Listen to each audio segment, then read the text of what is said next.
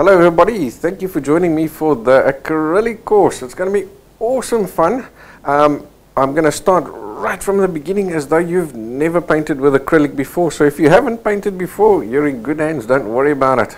If you have painted before, just bear with me. I do want to get the guys up to speed. It'll probably take about a half an hour or so. So make yourself a coffee, listen up. You may pick up a few tips along the way.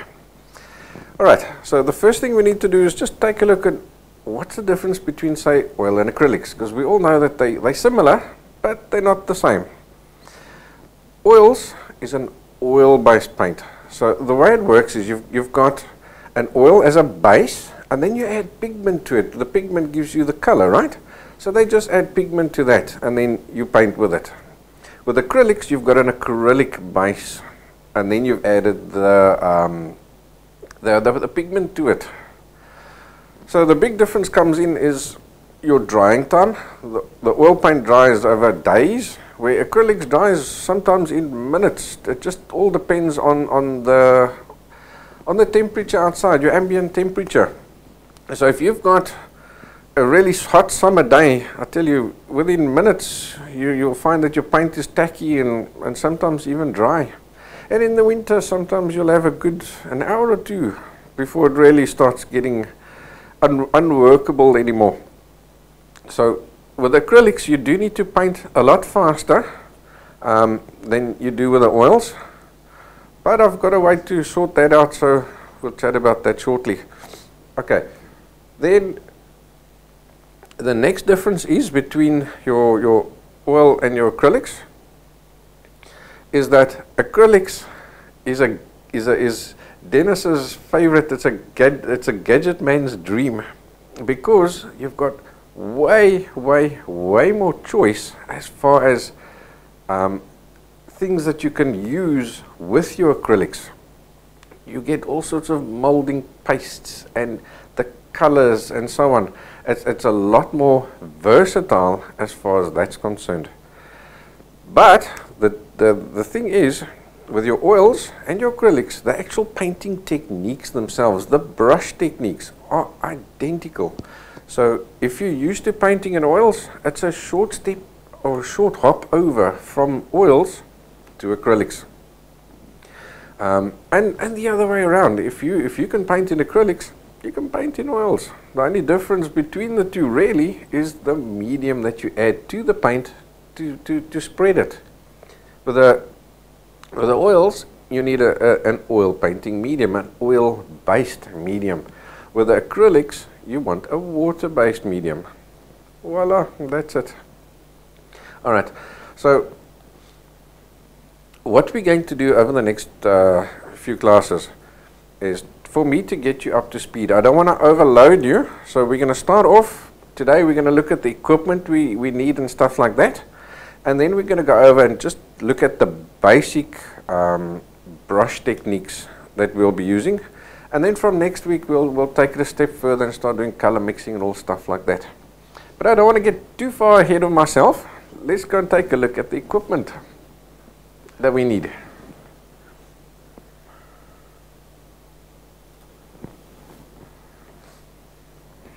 Alrighty, so first up, we've got our paints themselves. Now you get a whole bunch of different brands of acrylic paints. There's two brands that I do recommend. Let's get to that one over there and zoom in on that guy.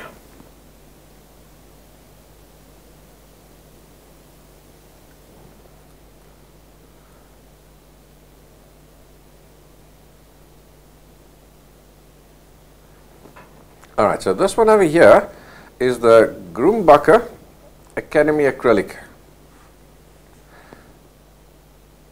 Lovely acrylic paint. It's got good staying power and everything like that, and it's a good artist quality acrylic.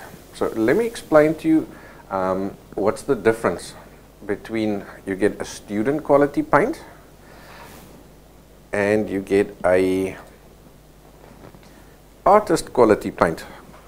The student quality paint, they've all got the same base, but the student quality paint, they've added less pigment to it. The pigment is the expensive thing. So if they add less pigment to it, just enough for you to see the color. The whole idea with the student quality paints is that the guys that are at school or tech or at university, college, all these places, they're not trying to paint masterpieces to sell. It's practice. So they're just painting stuff to hand it in, get their marks, and it's probably going to end up in the bin. So it doesn't need to last for 50 years or 100 years or whatever. So that's why they can add less pigment to it. Us as artists, we want to sell our paintings, so we need our paintings to last forever. So you always, when you buy paints, always make sure that they are artist quality or professional quality paints. It usually says artist quality, and if it doesn't, you can presume it's artist quality. The student quality paints are always marked. Now I just want to get another tube of paint here. Don't go and buy these cheapies at the $2 store. I use this just for painting, like if I've got a sign out my house to advertise my classes or whatever. I use this cheap paint because I don't care. It's going to stay in the rain and the weather anyway. So that's what I got a few of these tubes for. But please don't buy these things, paint a painting and try and sell it. The guy's going to come back one of these days and tell you his painting is faded, he can only see the blacks. So please don't buy the cheapies. It's student quality, those guys you get at the dollar store.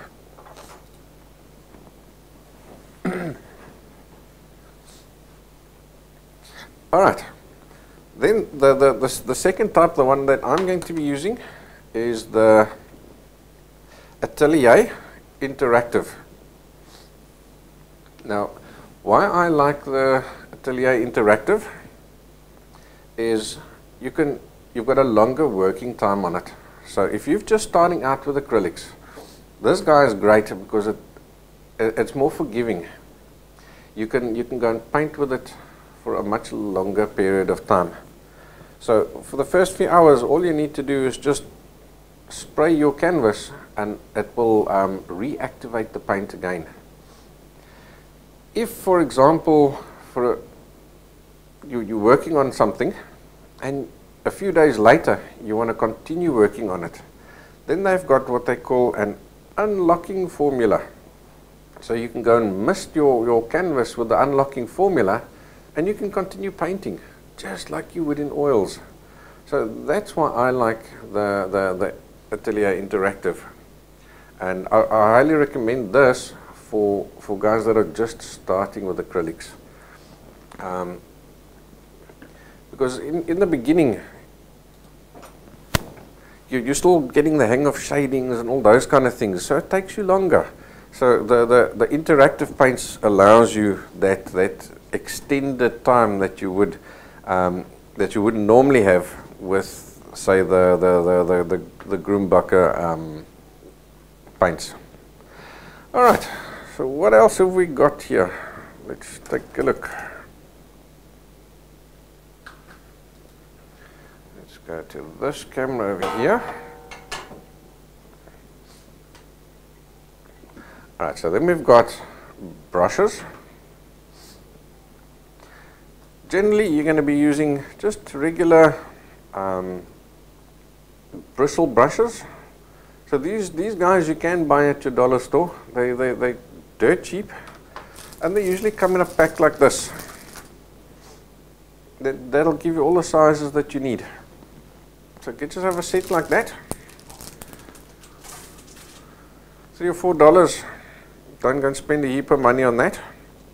I do have one or two more expensive brushes, so let's see if I can show them to you.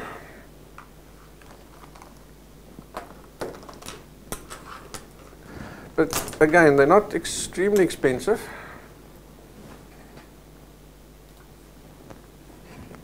Let's go to there.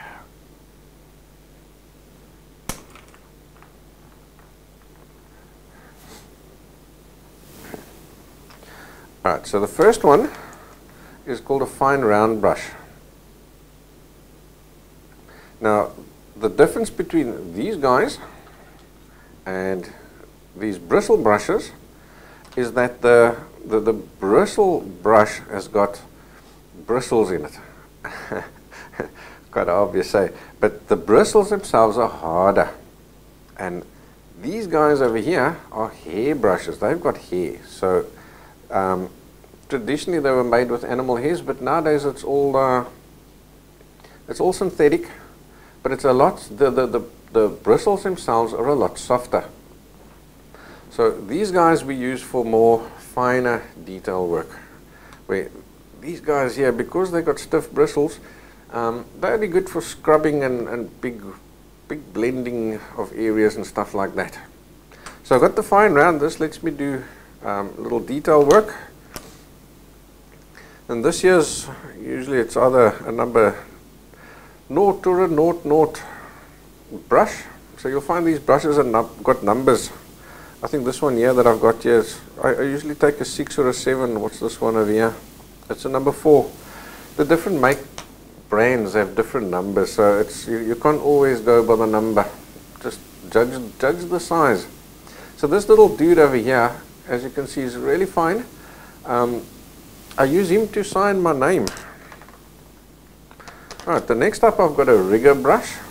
So he's got really long bristles, like the long hairs. So he's nice for doing, if you want to do long lines, like branches. So that's what I use him for.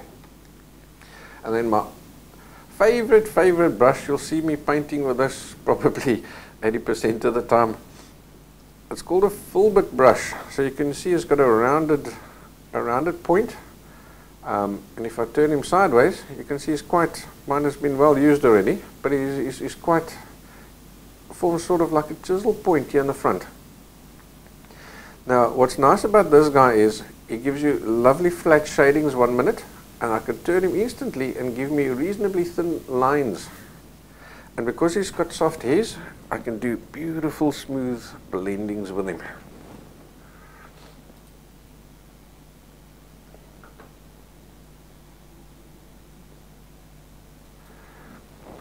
Alright, and if you do have questions, just pop them in the chat box. I am watching the one on Paint Basket and on YouTube.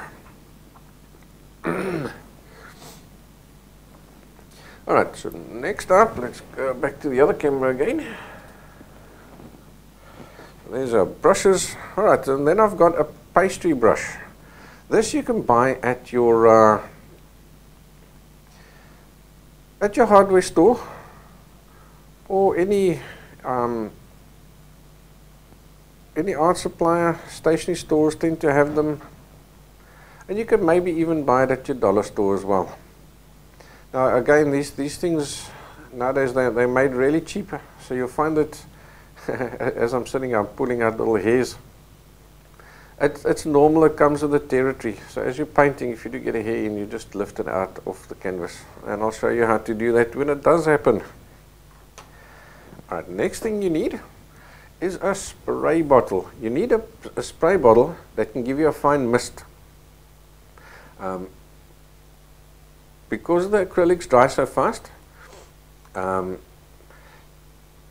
what we do is we coat our canvas with a light little mist of water. It's just plain regular tap water. Don't go and buy bottled water or distilled water, anything fancy like that. It's absolutely not necessary. Just regular tap water. But what's critical about this guy is it must spray a fine mist. The finer the better. You don't want it to spray droplets. The minute you got droplets, those little droplets sort of, you can say they thin down the paint at that spot where that droplet is, and then you get irregular shadings, because now obviously the paint is thinner where that little drop was. So then and then obviously you've got that problem of the paint can run because of all the water. So a fine little mist. So I've got here an old Revlon Flex spray bottle. So be creative, you're an artist. Find something that you've got, but again, you know, you're probably going to find something at the dollar store. Don't go and spend a fortune.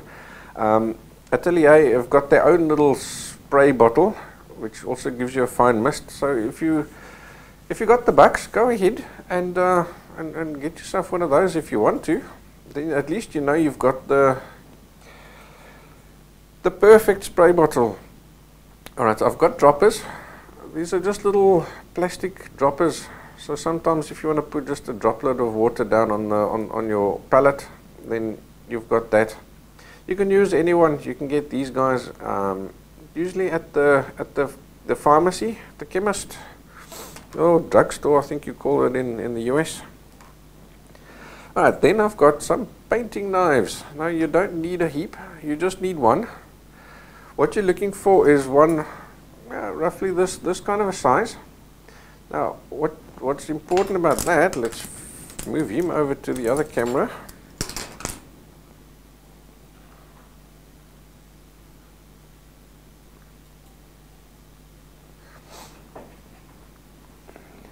Yeah, Virilad is saying that the little spray bottle from Atelier is expensive. It is expensive, obviously. They're going to charge you. They're going to charge you a premium because it's an art product. So it's just one of those things. That's why I say be creative and use something like I've done. It cost me nothing. When the wife was done with it, I zipped it, flushed it out, and that was it. Alright, so when you're buying a painting knife, you want one that's got a nice thin blade. Can you see how thin that blade is? It's super thin. You get like plastic ones and so on. Maybe I'm lucky and I've got one floating around here somewhere. Probably not. I'll have a squiz while I'm talking and see if I've got one. It's got to be a nice thin flexible blade because that gives you movement. So for example, if I wanted to paint around a corner, then this guy can flex around that corner if I wanted to do, say, a rounding or something like that. And it also allows me to work just with the tip like that. So always look for one that's, and now I'm going to flick it. So can you see it doesn't go doing. It's not that floppy. You know, I couldn't shake it like this and it will flop around. You get ones like that too, so that's what I'm telling you about it. It's stiff, but it's got give in it. So I've got three sizes. A little one for doing finer detail work, and a medium one for doing general work. But 90% of the time, I'll use one of those two guys. They do the same thing. Now obviously you use this for mixing the paints on your palette as well. So now you see it's got a little curve there in its neck. So that allows you to put your knife flat down on the canvas and still have your fingers underneath without it touching the canvas, like that. So those are my knives that I've got. Next up, I've got a palette. Now you can buy yourself a fancy stay wet palette if you want to. It's absolutely not necessary. Let me show you how to make one quickly. So what you need to make your own is a plastic container. Let's see, let's go to there and zoom out.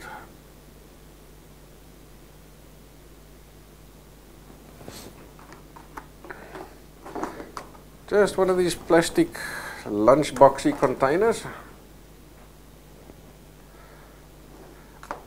Then what you do is you get yourself a piece of sponge. So just go to the clothing and the material type shops and go and buy yourself a piece of foam.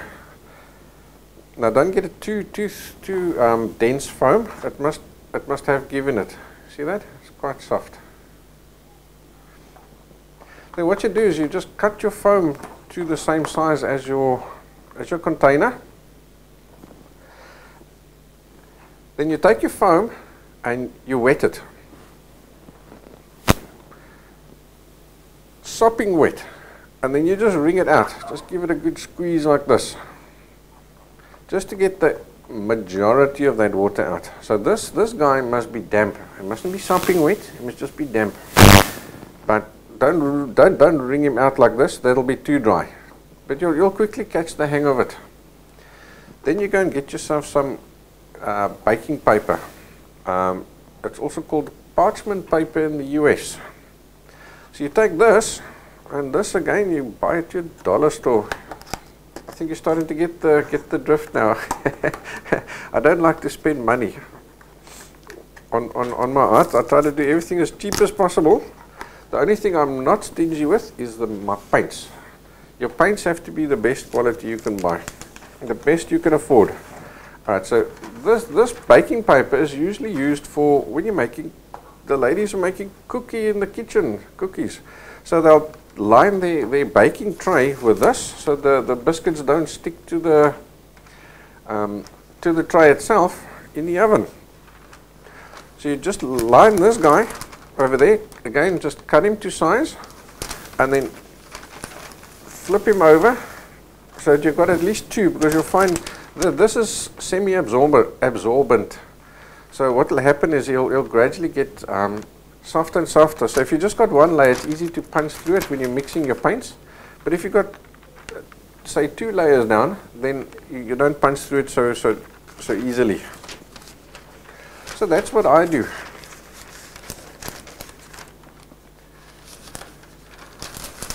Now what's nice about a stay wet palette is that if you're busy painting, now because it's damp, it keeps your paints wet. But as you go along, even with a stay wet palette, just take your spray bottle every now and again and just give it a light little mist over the top like this. What that then does, it just keeps that little layer of water over your paint, and then your paints don't dry out on the palette. When you're done painting and you've still got paints left, then you don't have to chuck them away, you don't have to bin them. Then you put your lid on. So again, give it a mist so that they wet, they damp on top, and then you can close it. Alright guys, yes, Lillian says she used waxed paper. You can use waxed paper as well, Lillian. Waxed paper or the baking paper. I see a lot of people, what they also do is they'll first put a layer of wax paper and then the baking paper. Because the baking paper is slightly absorbent, it just helps for the bottom of the paint, where the misting helps for the top. The waxed paper is not absorbent, but it's thicker and stiffer, so it helps you to not punch through that paper so easily.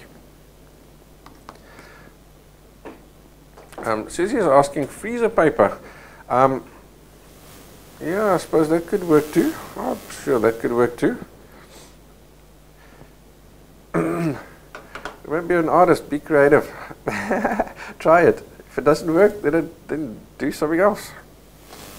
Okay. And so back to here. Now I'm going to show you what I use most of the time. Why I don't use my stay wet palette is because I live by the sea. So my my foam goes moldy, so I don't use it. I dry it out. I wet it now just for this class, just to show you. So I'm going to have to dry him out again, but he goes moldy, so I can't use that. I use a regular old house towel, and I use this for my oil paints and for my acrylics. So it's a nice smooth tile. You go to the tile shop, you tell the guy, listen, I'm retiling my bathroom. Have you got any samples for me? I'm not sure if I've got the correct white, and let him give you a free tile. Otherwise, just get yourself a box. It'll last you for the rest of your life, I promise. But a nice smooth one. You want to get a nice smooth surface. Don't get ones with a texture in it, because then when you're mixing your paints, you get these little wobbles and things, and that's quite a pain. So I just do this, and I just keep misting my my palette and my paints with my spray bottle every now and again. The paints can't dry out from the bottom. They can only dry out from the top because this guy is solid. And now you can see what I've done as well, so it doesn't scratch the table and stuff. Again, at the dollar store, I bought myself these little sticky feet, and I stuck that on the bottom. And it works like a bomb, and it's super easy to clean. With your Stay Wet palette, you just take your baking paper or your parchment paper and you scrunch it up and you chuck it in the bin. This guy, you just use your knife and you just scrape it clean. I will show you at the end of today's class. Alrighty, then I have bought myself a set of watercolor pencils.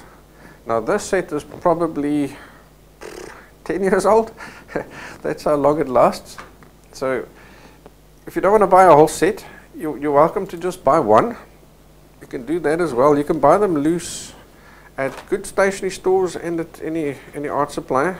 They'll supply you with the singles. Why I've bought a set is because I've got different colors in it. Now, what I use this for is for transferring the drawings onto my canvas.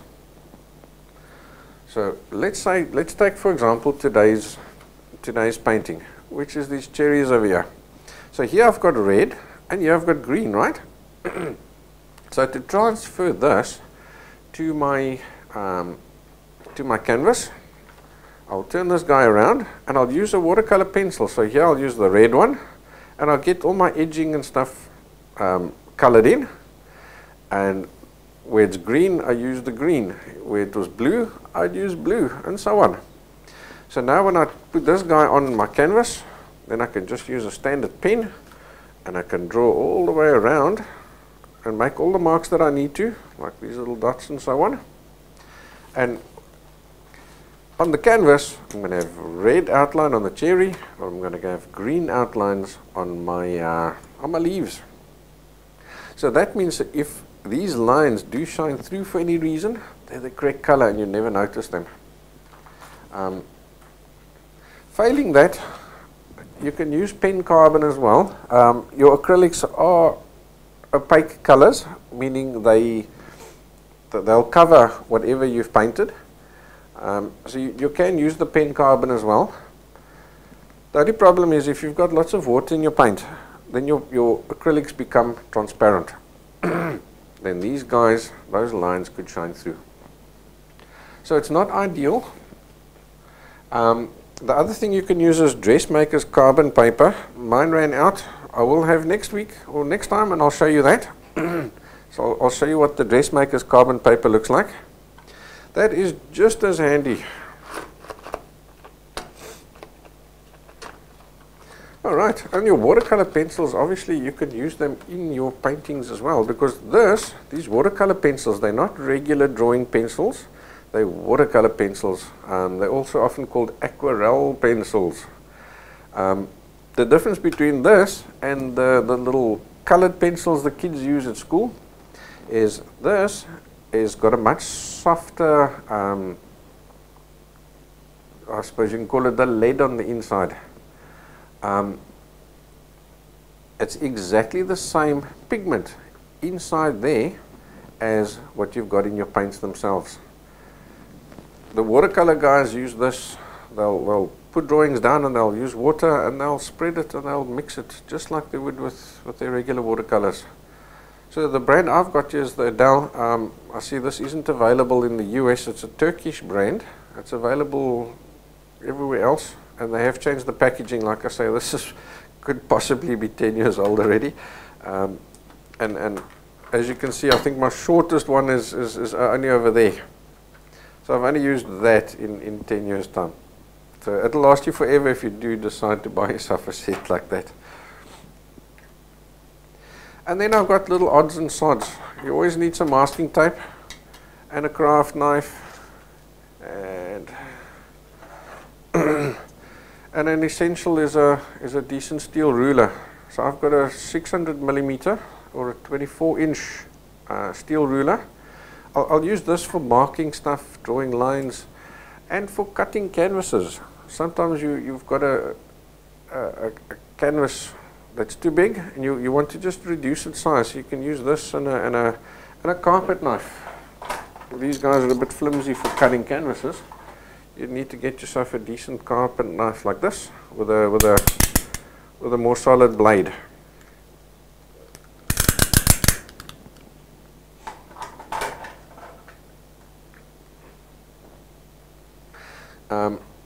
All right. Just a thing here from the chat box, guys, please don't use charcoal or regular pencil to do your drawing work on the canvas. You'll find that if you do that, it bleeds.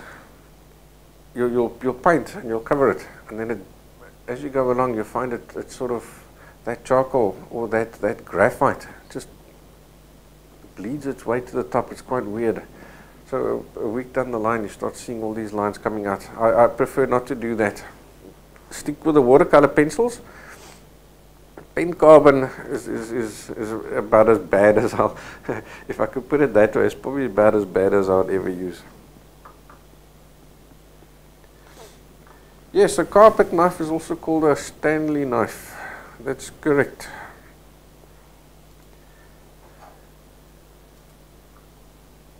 All right, so now let's go over to the canvases. What you need to look for when you're buying a canvas. So let's flip over to that camera over there. Let's get this guy out of the way. Now you get two different types of canvases. I'll see if I can dig out a gallery canvas as well.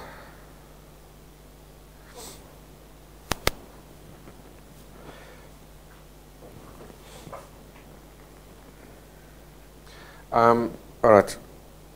Video lady is asking me, what if you use fixative when if you use charcoal and stuff like that? No, don't. Please don't. It's just too much of a risk. You're going to do your charcoal work, you're going to put fixative over it, you paint on it. Yeah, technically it would work, but for me, I don't know, it's just too much of a risk. Why would I do that when I can use the watercolor pencils or the dressmaker's carbon paper? That's just my logic anyway. Alright, so canvases come in panels like this, and they come in a box format. So let me see if I can just grab one off the wall here quickly, and then I can show you what the box format looks like.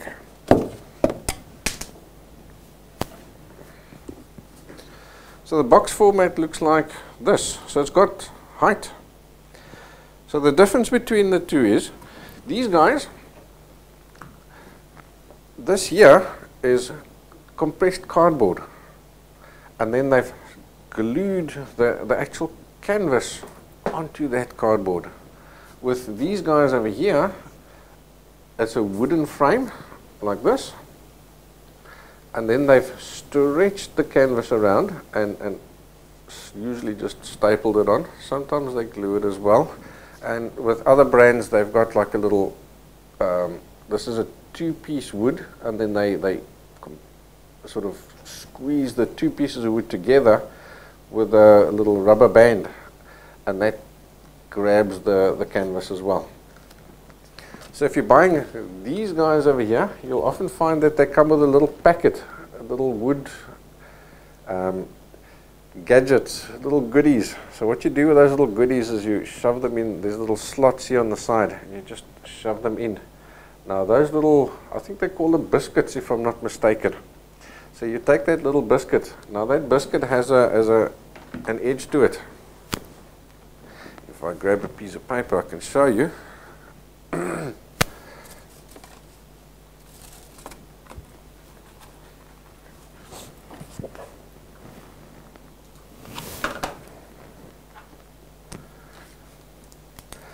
So here's a corner of the canvas of your box. You can either call it a box canvas or you can call it a gallery canvas. It doesn't matter. So here you're looking at it from the back, and there's your canvas that's been stapled on there like this.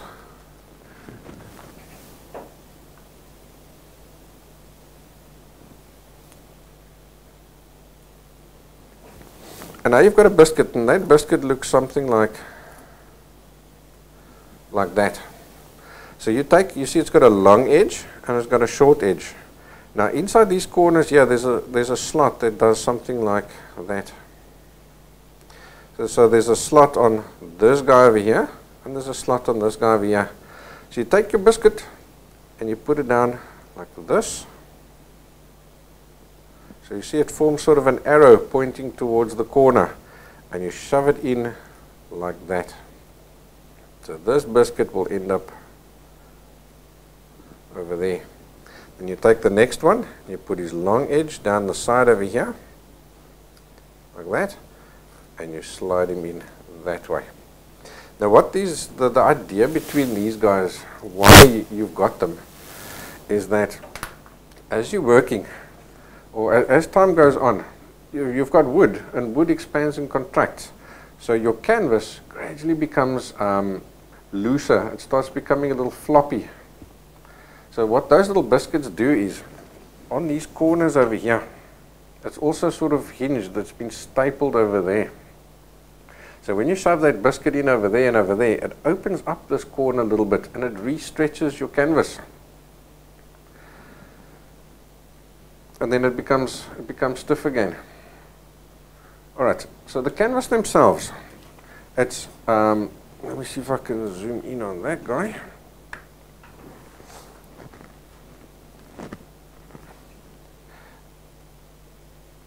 It's neat material. You can see it over there. So this is usually a cotton canvas. You get different weaves. You get fine, medium, and rough. So generally 99.999% of the time in the shops, you're going to get the medium weave.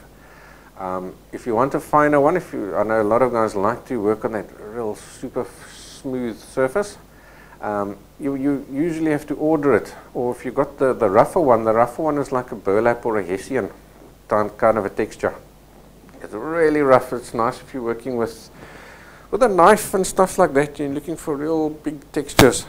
Now your raw canvas like that, you can't paint on that. You need to, what we call, size it or prime it. So that's why you'll see that the canvas is actually white. It's not, let's get that guy to focus there. So you'll find that it's actually white. So what this is, it's a gesso. Sorry guys, I just want to get this guy to focus for us. Give me a sec. Give it something to focus on. Can't focus on a white. Alright, Sue's asking, what if you don't get those biscuits? Then don't worry about it. Like this canvas over here, it didn't come with biscuits either. Don't worry about it. And if your canvas does come with it, like I say, 90% of artists don't even know what to do with those things. So don't panic about it. But if you get them, just slot them in. Don't hammer them in or anything. Just press them in, just hand tight. That's fine. Just so they stay there. Your framer and stuff, they'll know what it's for. So if it comes to time to frame the thing, then he needs them, he can use them. Yes, Lillian is correct. You only need the biscuits if the canvas is slack. So that's why I say just slot them in. Just hand tight when you initially buy your canvas. Alright, so as we were saying, this white here is gesso. So what the gesso is basically just it's like white acrylic paint, but it's got a binder in it as well. So they'll generally 99.999% of the time you're going to buy your canvases pre-primed.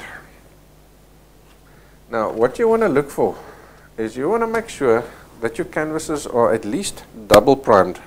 So the way it works is you've got this canvas and it comes to you or in the factory when they're making it. Let's focus there. In the factory they've got this big roll of cotton canvas, and then they spray paint this canvas. They spray it. with a layer of gesso. Then that one single layer is not enough. You've got little pieces, because the canvas has got texture, got little pieces of canvas still exposed. So you need to double prime it. So that's why when you buy, always make sure it says double primed. Often you'll get, and they'll tell you it's been triple primed, even better. Because what happens with a triple primed is they've given it 2 coats in the front and 1 on the back. So you'll see that that gallery canvas I showed you a second ago has only been double primed. The 3rd coat is on the back, and that just helps you for fish moths and mold and stuff like that. So ideally, if you're going to buy the box canvases, you'll often find that they say triple primed. Then you know it's got a, you can turn it around, you'll see it's got a coating on the back.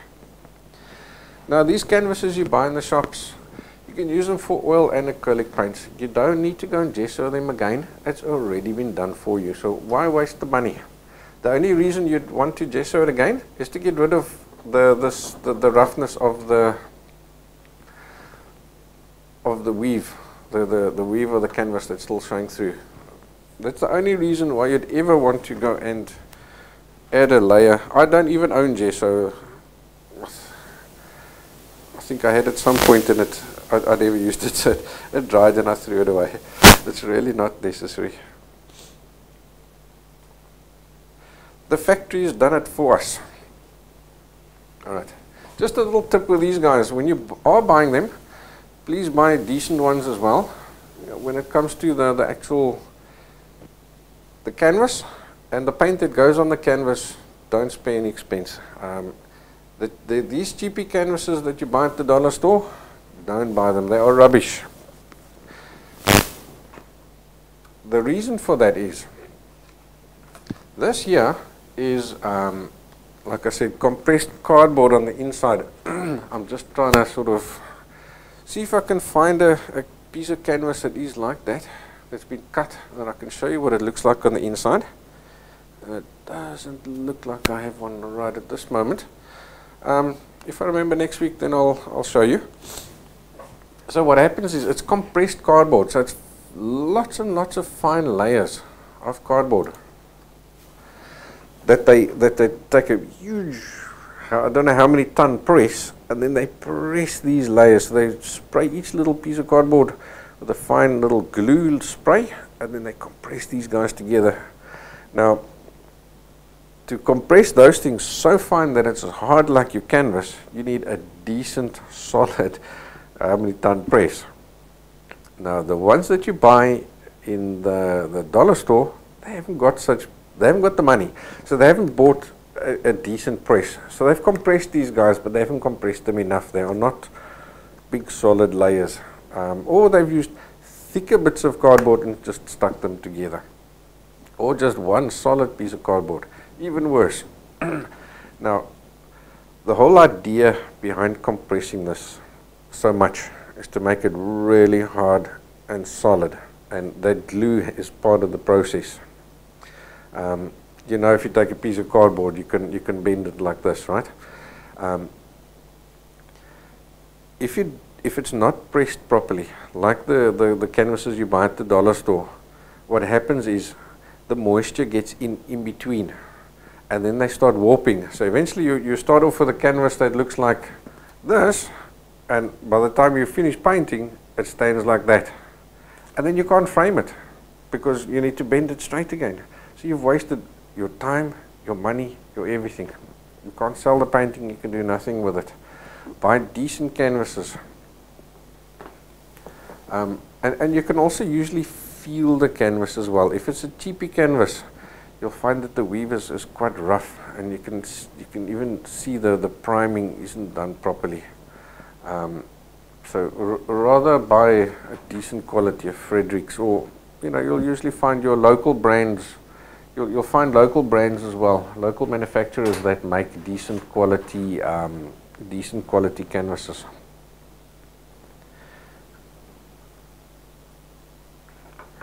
Yeah, so that one, she says, I heard the canvas board warps. Only if you buy the stinky canvases, the cheapies. If you buy decent quality from decent suppliers, they're going to have decent quality canvases that have been compressed properly. Alright, so the last thing I think I can show you, the last two pieces of equipment we need are, let me just zoom in on them quickly. We obviously need water to paint with. So let's see if we go over there, we should see that. Right, so in here I've just got, again, just regular old tap water.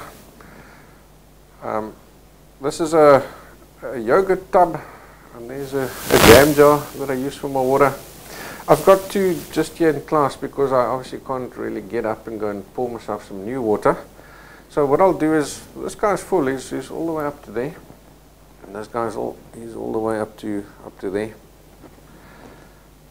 We use that for washing our brushes, and sometimes you want just a just a touch of water. So then what you'll do is you just dip your brush in there as well, just to pick up a little bit of moisture. Don't go and buy all sorts of fancy brush washers and whatnot. It's really not necessary. Those guys were free when the jam was done. I had a bowl for my water.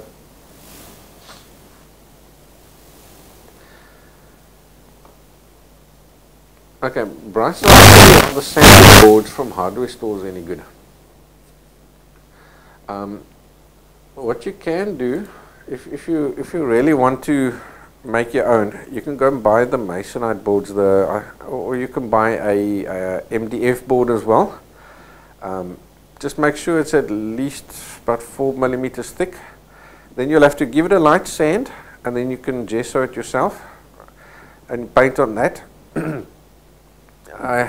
Personally, I don't recommend it. It becomes quite, the wood's quite heavy. It's probably going to cost you more than the canvas.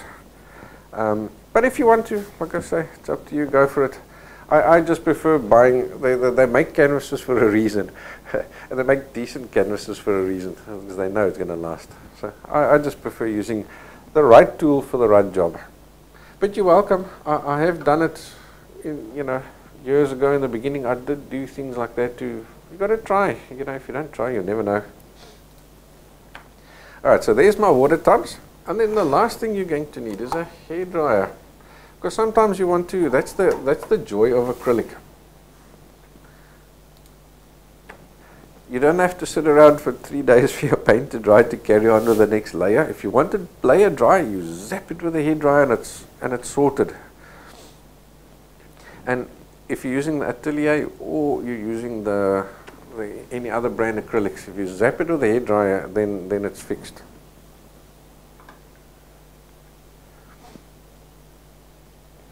Okay guys, I'm getting a bit of questions about the different mediums that you get. You get a ton of different mediums. You get thinning mediums, you get slow drying mediums, you get quick drying mediums, you get textured mediums and impasto mediums and gels and whatnot. I'm not going to go into that today. That's for another lesson. I think for today, let's just stick with the absolute, just the necessities. Let's not go overboard with that yet. Otherwise, we all just become confused. Too much info. There's plenty of time to still play around. All right. So I think let's get to the good stuff. Let's start painting. So what I've done is I've taken my, you'll see I've given you a PDF. Now the PDF comes in different pages. So you print those guys out. So mine is printed out on A4 sheets. And then I've cut off, you've got the edge that the printer doesn't print. So I just cut off those edges on the inside over here. And then the idea is that these guys will overlap each other. They overlap each other by 10%. So you take this page and you just overlap it until the picture matches, until you see you in exactly the same spot. Use some clear tape and stick it down. use some clear tape, just stick it down. Now what that does, this now gives you a full-size template of what you're going to paint. So you can use this to transfer it to your canvas, and you can use it as a reference, as a full-size reference for when you're painting. Now if you haven't got this PDF, for the guys in the live class, don't panic. As you can see, it's really basic. Just draw it out by hand. So my idea today is that we're going to do one or two little tests, just so you can get a feel for the paint. And then we're going to do this painting.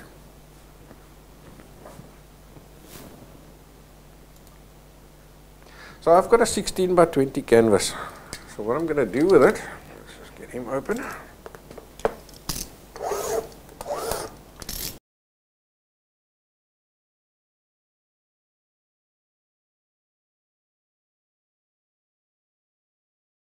While you're there, you can see what my easel looks like. It's just a little table easel. You can get yourself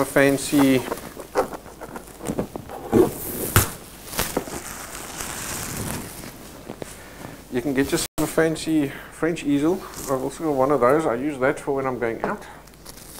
When I'm working indoors, a nice little table easel like that works well. Alright, so what we're going to do is, this guy is designed so that, or sized, so that we can do it in half a 16 by 20 canvas. That's the idea. We want to do half a canvas this week, or in this class, and half a canvas in the next class. And that way you'll have two stunning paintings, but you've only used one canvas.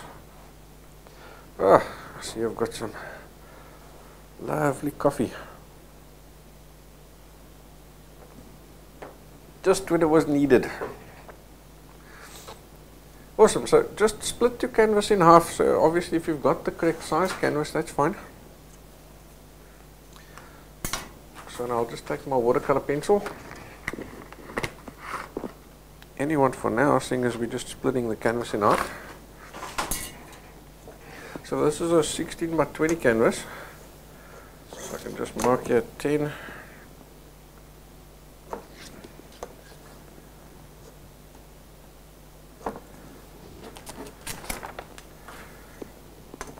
And I'll split him like that.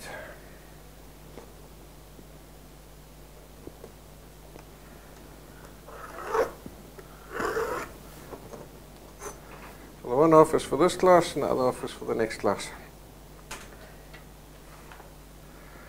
So just take this guy and just use regular masking tape and just stick him down on the bottom section of the canvas.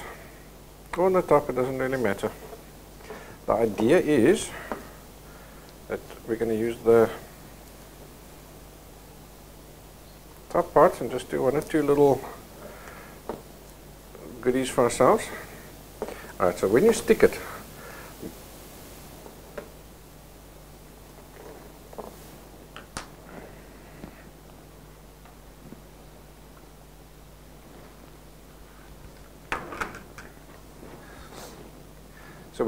down, make sure you stick it at two places like that so that it forms a hinge.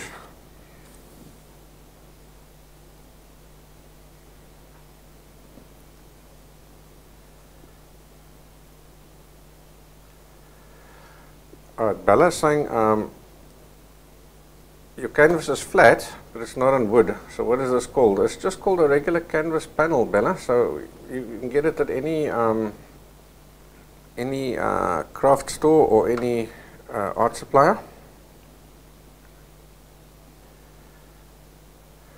Okay, so stick it down like this. Now you can use your watercolor pencils to scratch on the back to transfer it if you want. If you haven't got that, I'm going to use regular pen carbon because I want you to be able to see the lines. If I use the watercolor pencils lines, you're not going to see it.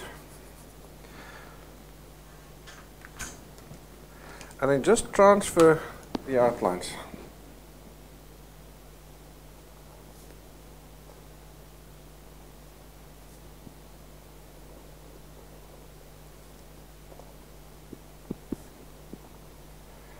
But take a tip from a fool. When you start transferring your lines like this,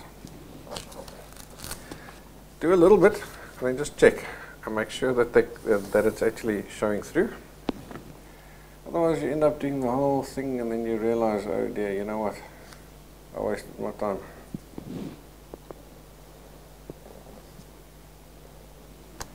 So I'm working really quick. You take your time and do a decent job.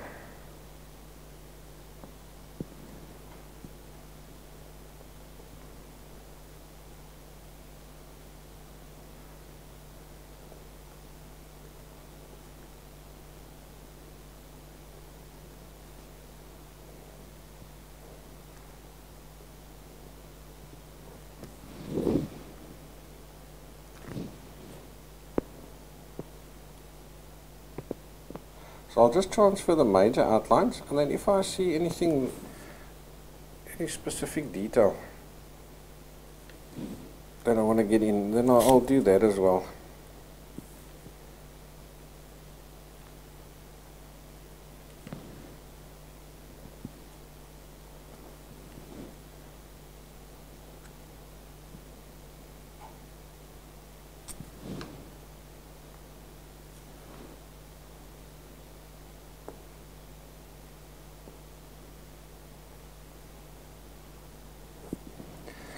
And that little bit of a shadow going out over there.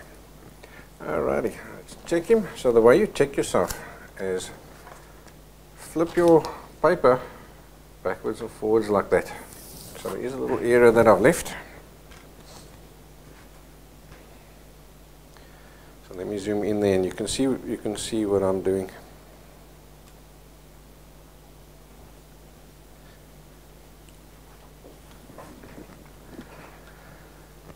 So what you'll do is you'll keep your eye on one spot. So for example, keep your eye on that spot over there and you'll see what happens. I'm going to flip this guy backwards and forwards. And now because I'm looking at that spot over there, can you see that? Now suddenly I can see that line is missing. And that's how you check yourself before you take this guy off. And that's why you've put the hinge on in the beginning, so that you could see that. Alright, so let's see what we've got at the moment.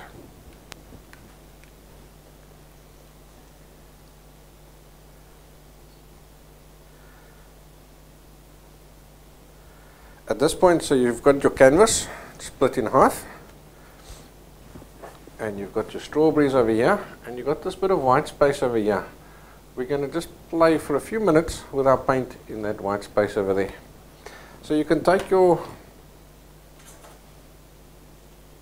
ruler and a watercolor pencil, and let's see. So I'm just judging it roughly parallel with the top of the canvas. That's going to be where the end of our painting is.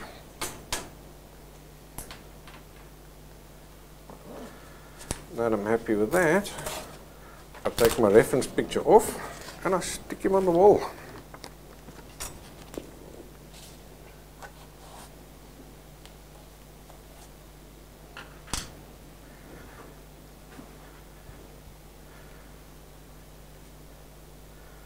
So let me zoom out and you can see how I paint.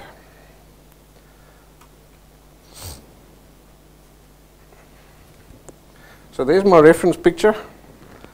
Here's my canvas, so at any time I can look up and I can compare. And because it's an exact size, I don't need to try and judge. Like for example, if I was working off the screen, which I do as well, we zoom way out so you can see my whole setup. This is how I always paint. On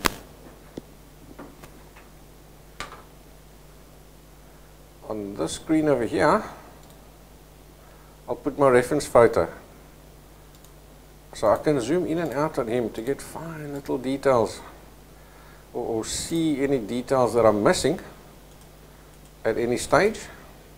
But obviously, as you can see, his size is changing the whole time. So he's not always, you can say to scale. And that's why I use the reference picture up on the wall, because that guy is now to scale. So if I need to just judge the size of something, I never have to guess. I can immediately see it. You know, and it costs you $1 or so to quickly print out your reference full size.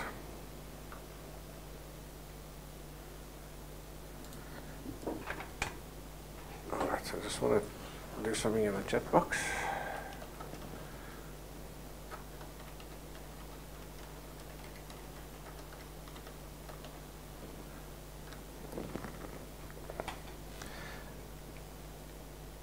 Okay, so now just give me a second. I just need to reset because I obviously packed out the kitchen sink here today to be able to show you all the equipment.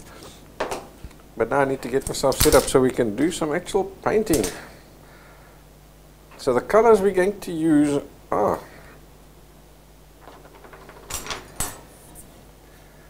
let's pop our palettes down over there.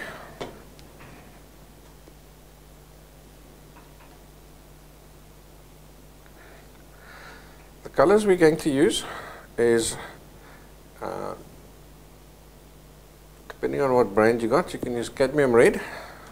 For the atelier, I'm going to use naphthol red.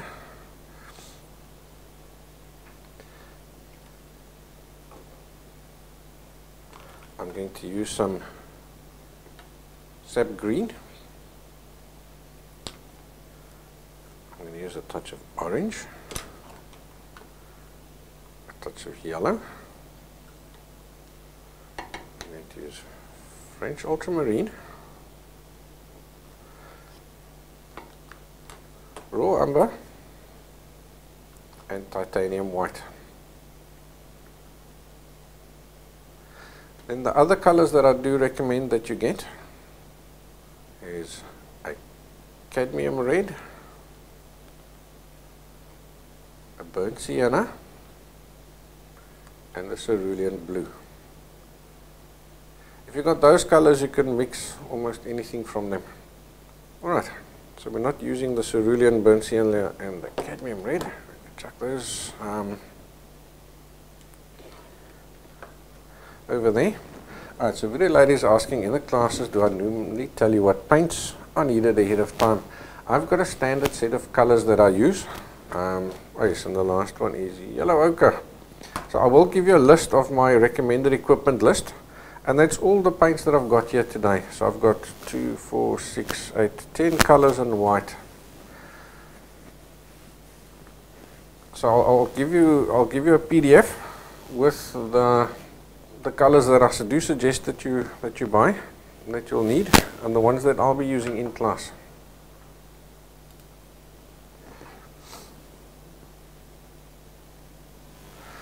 Fernando's asking, the transfer paper is not actually carbon paper.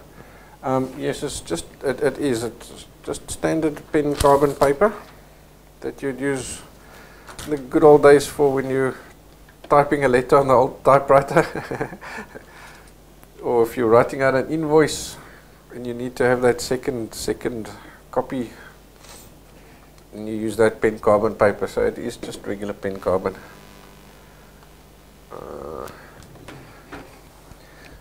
I may have the, no, I thought I maybe still had the cover, but it's just in a plastic bag at this point in time.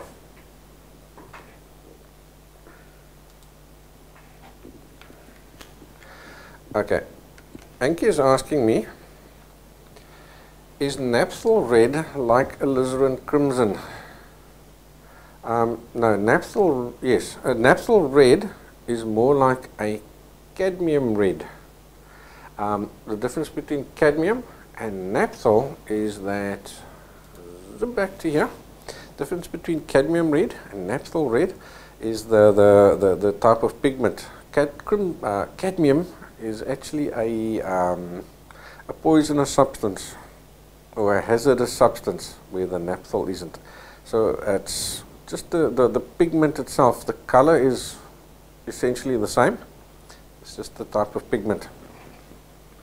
I found that with the atelier, that the naphthol crimson looks more like the cadmium red that I'm used to in oil painting. Right, so let's just chuck that over there. So what you want to do, just in this top little block, is we're going to start off and just put out a few paints. So I think let's put on, say, some red over there, because you'll find what happens is with your acrylics, as they dry, they change color.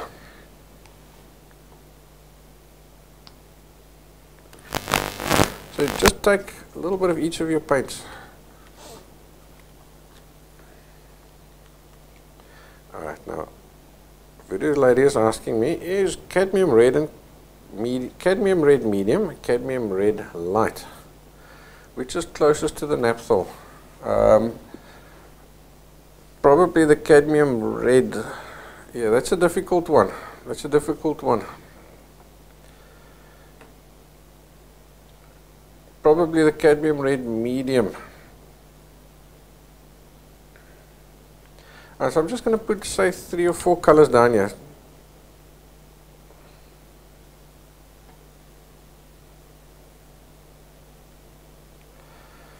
Okay, that one is asking, some paints are labeled hue and some are not. What's the difference? You've actually got me now, I didn't know at one stage. As far as I recall, the hue just tells you it's the primary. But I'll just double check on that and I'll tell you on the forum. I said this a little while ago, I did know that at one point. Okay, so I'm going to use that top little box there for a second.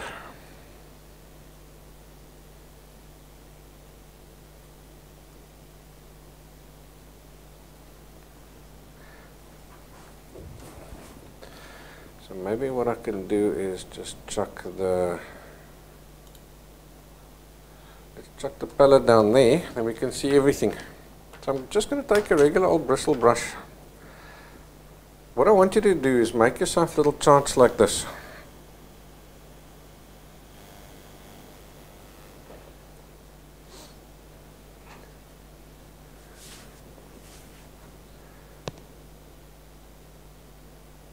Little blocks of color.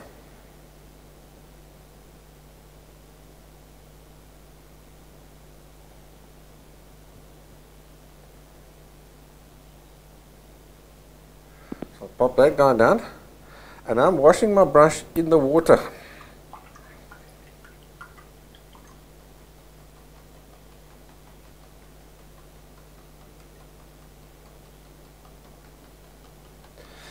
Alright, so Harold and Dennis are saying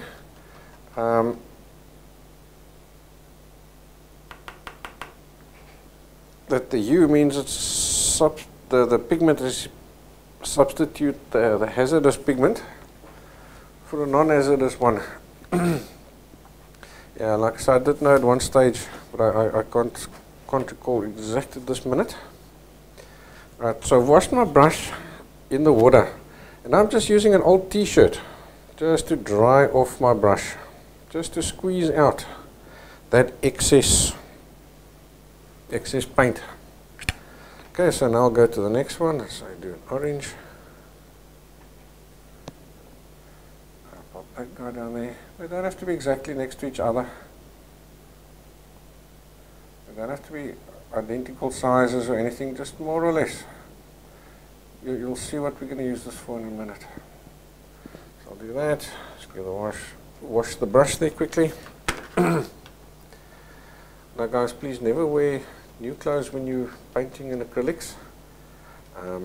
If you do get paint on your clothes, immediately wash it with water and it'll come out. But if it's dried, it's not coming out ever again. So get yourself a set of painting clothes and wear that. Pop that block down over there. And let's do one more, we'll do the blue as well.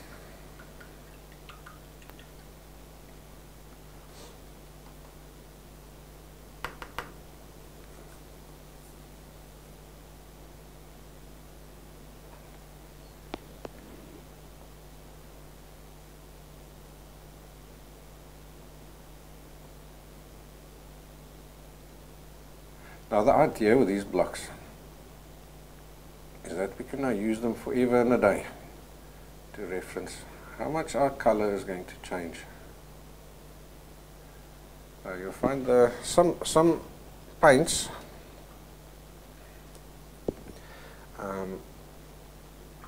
some brands of paints change color a lot more than others do. So whenever you get a new paint, do that and maybe give yourself a little gap over there and just write down what's the color and what's the brand and whatever. Okay, so I'm going to dry this with a hairdryer.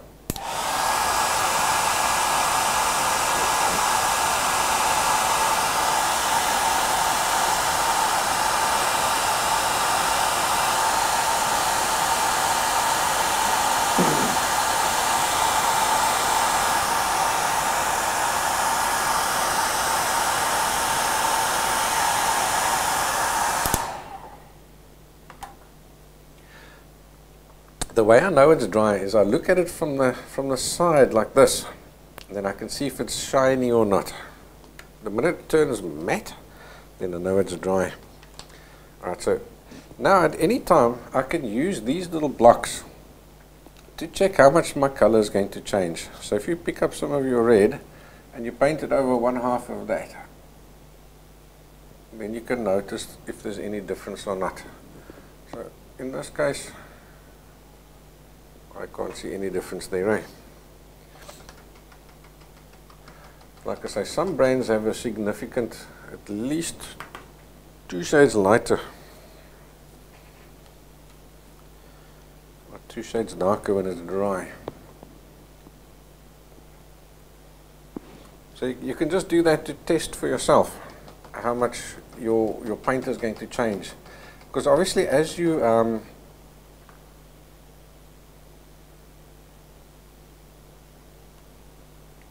as you're painting or as you're mixing, you're going to have to just compensate.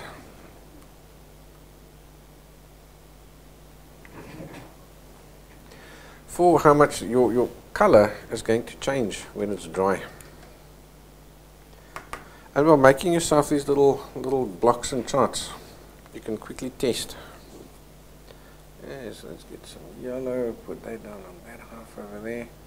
Right, so I don't think you're going to pick it up on the camera, but there's literally no difference between the wet and the dry paint on the Atelier. But some colors do have a little bit of a difference. Let's do the blue as well, for what the heck. Okay, so my blue has got a bit of a difference there, can you see that? But I suspect it's just because that side there hasn't got I can see a little bit of the canvas still shining through. So if I give that a decent layer, I don't think I'm going to see any difference either.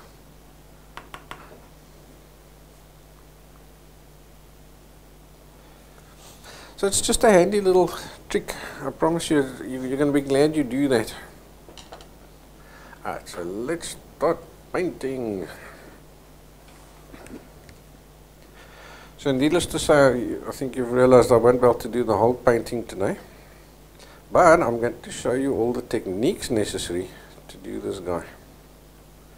So let's zoom in over there like that. So I'm going to start with the bottom one, because he's the guy that's got the most detail. The top one is just going to have less detail, that's all.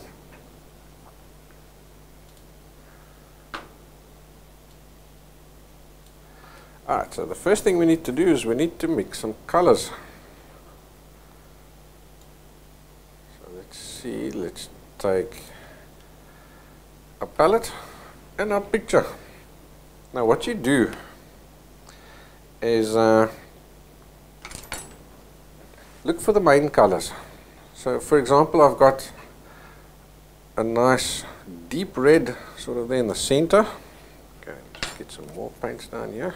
Obviously we'll need a good dollop of red. There's lots of red going on there, so I'll need a good dollop over there. So now when you put paints down, the first thing you want to do is take your spray bottle and mist your whole palette. Don't soak it, just a light misting. It just adds a little bit of moisture down there. Right, So let's bring some of our red along to the side over here.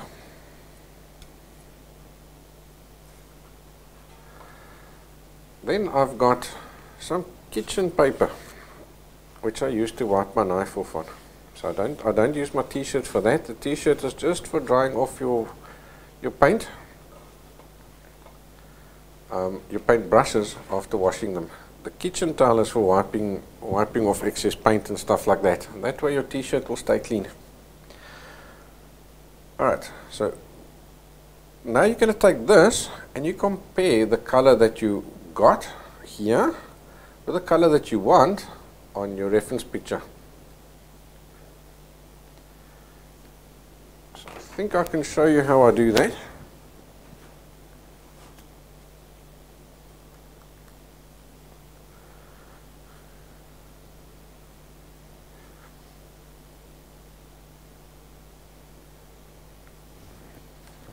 So I'm just setting up another camera angle for us.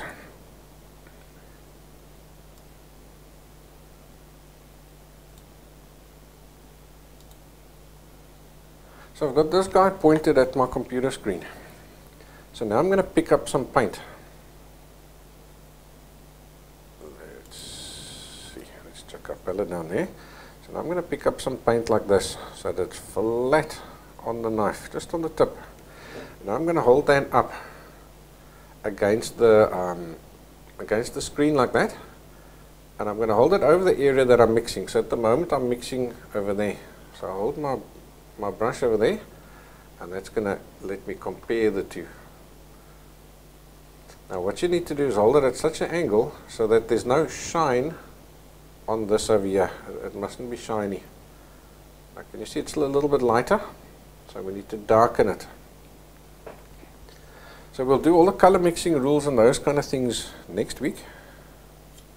So for today, just let's do a monkey see, monkey do color mixing system. We're going to add some blue to it. Just a touch. And as you can see, it makes quite a difference quite quickly. And I'm going to compare it again. So we still got a little bit dark on that, so add a little bit more blue. And that should give us the color that we need for that area there.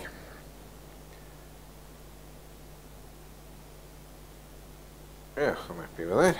And that's how I match my colors. I just keep comparing them with my reference.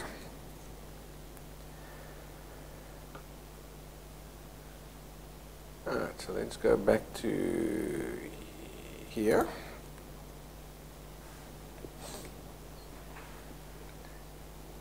And I'm going to just quickly mix up my other colors. I think the next one, I'll just use that neat on its own. We need always at least 3 colors. A highlight, a mid-tone, and a dark color. So for the darker one, I'm going to use some red, or for the lighter one, I'll use some red, and let's get some white down there. So these lighter colors are sort of there on the right hand side. That lighter you see on the left is a reflection.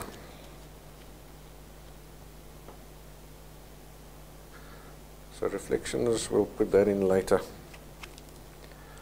for that I'm going to take some orange, some yellow,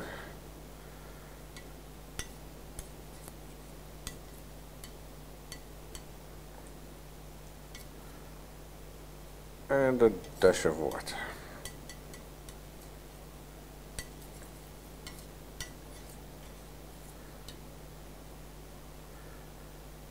Compare it with my reference picture on the screen. That looks great.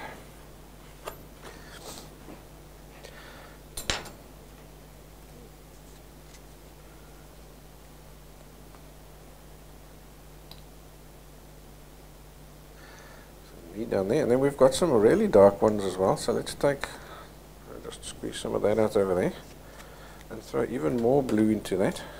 So I'll just throw the whole heap in there, and this is for those pips and things. Get a nice lovely dark color there. should be great there.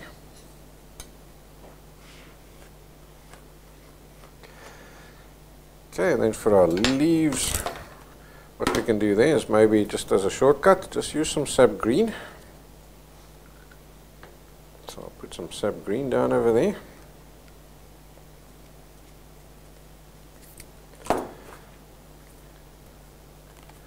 Then we'll add some yellow to it for a lighter version. So I'll put some yellow that side, some green over there. Now before you pick up a new color, always just wipe your knife off.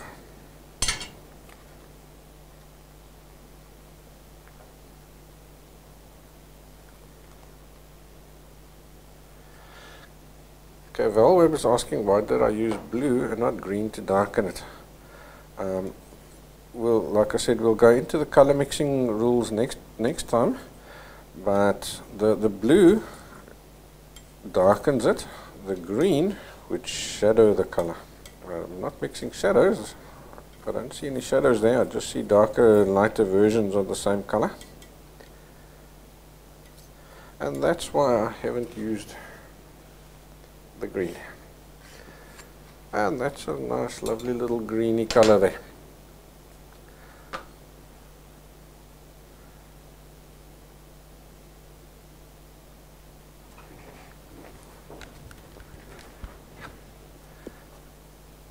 Okay, so let's go back to our canvas again.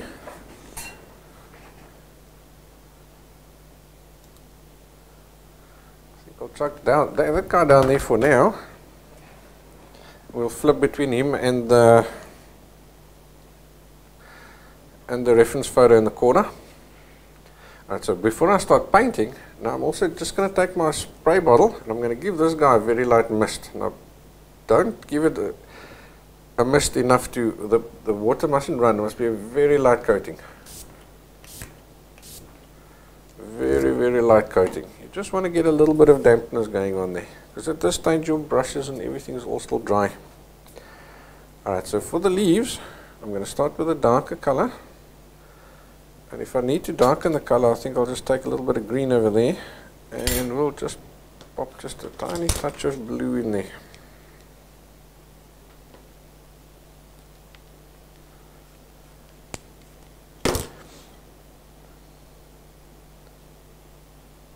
Just a tiny touch of blue, just for a nice, I do see a few real dark little patches there in the green.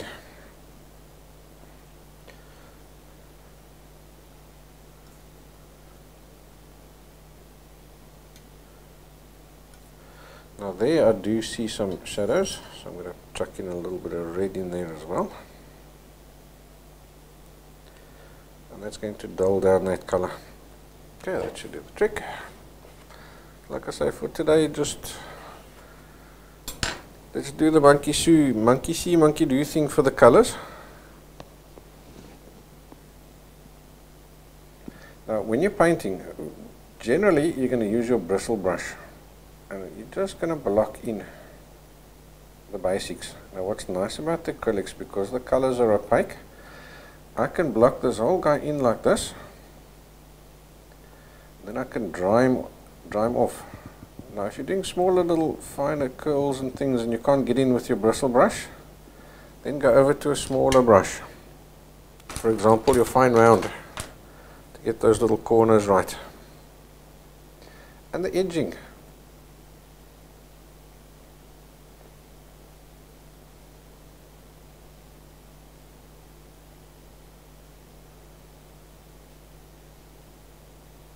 So I'm going to do say 2 leaves.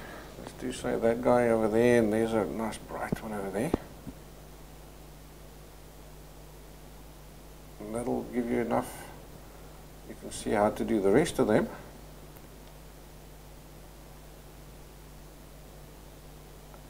Now here, I don't want to lose that line over there. So what I'm going to do over there is I'm going to leave a thinnest little bit of canvas left over. Let's zoom way in over there.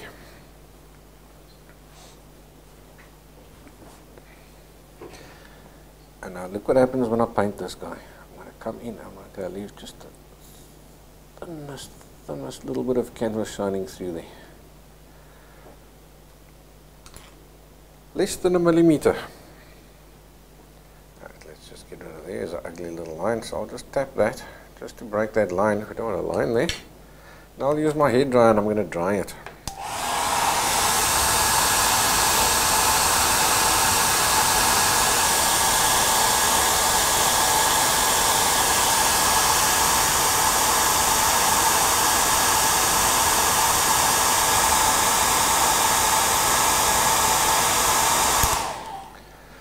So what that has done is it's added like just the base color down there.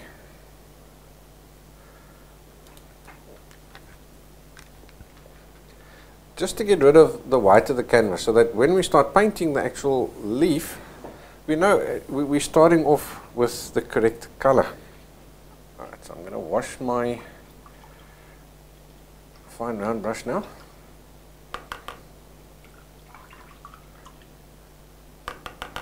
And now I'm just going to use combinations of these colors here. So I'm going to call up the reference photo here in the corner instead.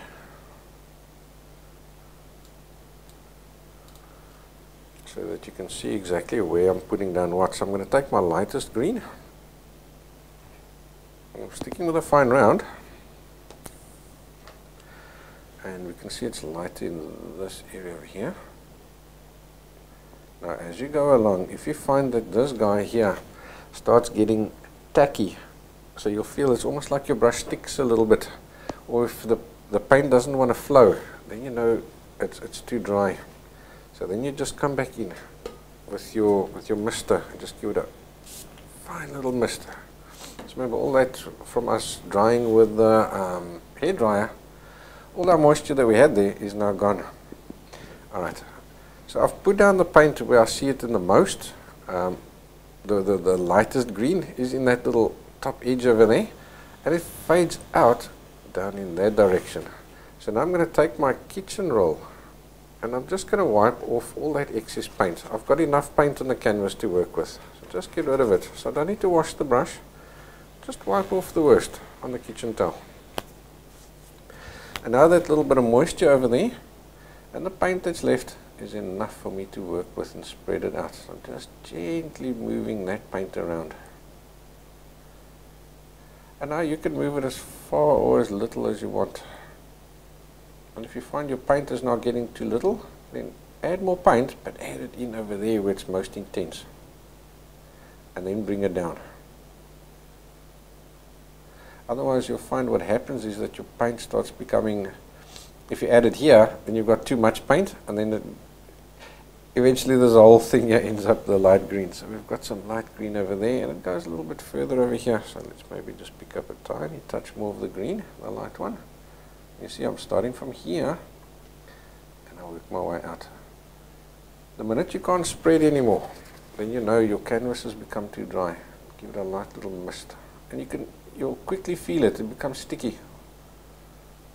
It's like your brush wants to stick to the canvas. So I'm just gently tapping that, and that makes that disappear there. Alright, so now I need to go over to a darker color. So I'm washing my brush again. I dry it off on my t-shirt, and I'll use the darkest green that we mixed, the one that had a bit of red in it. So I'll pick that guy up, and now we've got some darks over here, and that's great, right up against our strawberry. That's going to give us that lovely little bit of contrast over there. So again, I'm putting down where I see it's the darkest. Wipe off the worst on my kitchen towel, and then I'll just gently, just with a tapping motion, just gently spread him out.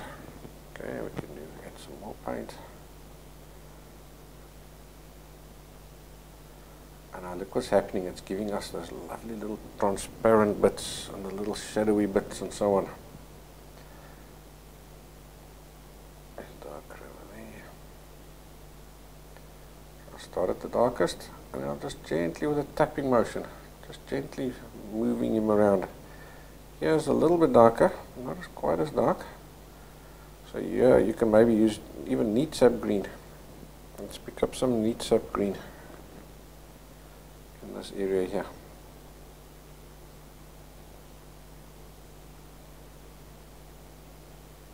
Like that. Right, so over there, on the next leaf, he's got a lot of sunlight on him, eh? So I'll use my lightest green. I'll start all the way up over here. Most of this is this color, so I can start with quite a bit of paint. I've got enough there now, so I'll wipe off the excess on my kitchen roll. And now we can just move that paint that's there, we just move it around. Right up onto the edge. And across like that. So here's a little patch that's dark. So again, wash the brush. Go way back to the darkest mix there. And let's just move a tiny touch of paint. Wipe the excess off on your kitchen towel. And remove that little bit around that's there.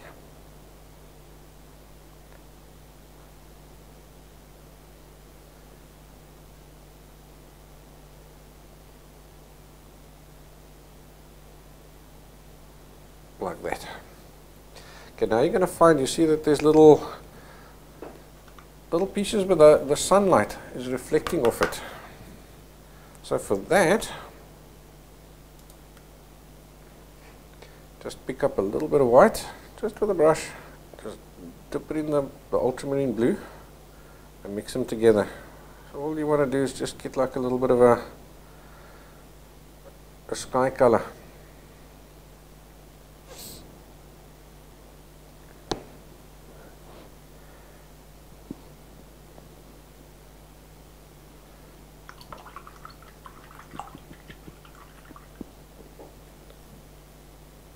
Alright, so this guy here is, we're going to make thin little lines on the edges now, right? So we need to thin that down, and that's where your dropper comes in. So I'll just pick up a little bit of water with my dropper and just put 1 or 2 drops in there. You could also obviously just dip your brush inside the water as well. Do that too and mix it in. Can you see that I've got it down to the consistency of an ink? And I'm just on these edges over here. Just look carefully. And now you just lay that color down there. And it sort of just comes up over here and then it disappears on you. So if necessary, use your thinnest brush. I like to call it my 3-hair brush.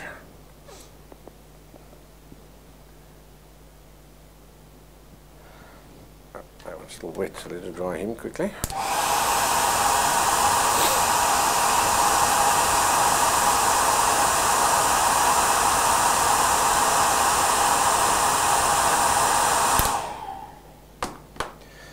And if you look on the picture, you can see it's also, there's little patches where not the sky color, but the sun color is reflecting.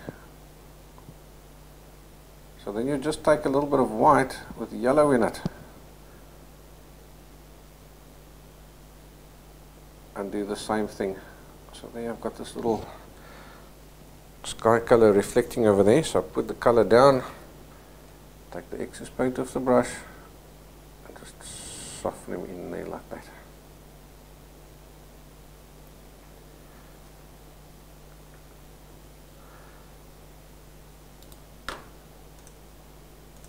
And you're going to do that with the rest of the leaves as well. So just put the correct colors down in the correct places. Now can you see over here, here and over here is really bright, lots and lots of reflections. So you can either use your sky color or you can use a little white with a touch of yellow in it. Just a sunny kind of color as well. It's your choice which one you want to use there. Because in these center leaves over here, it seems to be more blue, and over there it seems to be more yellow. Alright, so video ladies ask me, would I normally paint in the background? Yeah, but in this case our background is white. Alright, and then Dedward is asking for me to spell the name of my paint brand. Paint brand is Atelier, so it's A-T-E-L-I-E-R.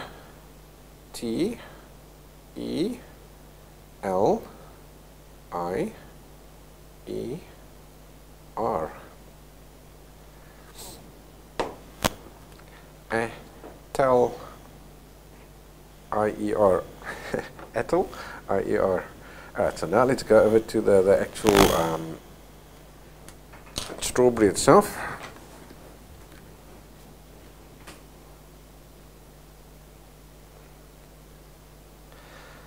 Now your strawberry is made up of the actual shape itself. You've got humps and bumps, and you've got a bunch of reflections. So I think I'll do that for now.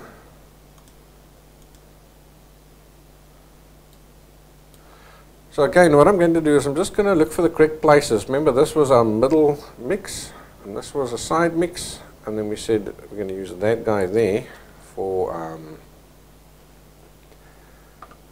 the in-between kind of colors. So let's pop our picture down. I think he's going to look best for now in that corner there.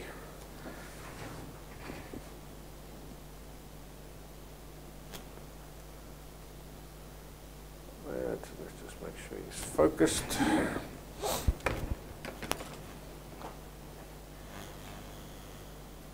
Alright, so I've still got some green on that brush. Let's give him a quick wash.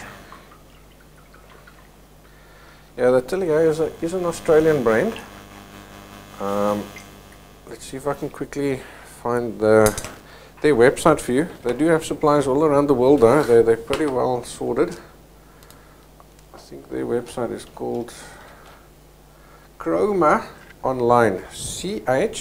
CHROMA online.com. So Chroma Online, one word, .com.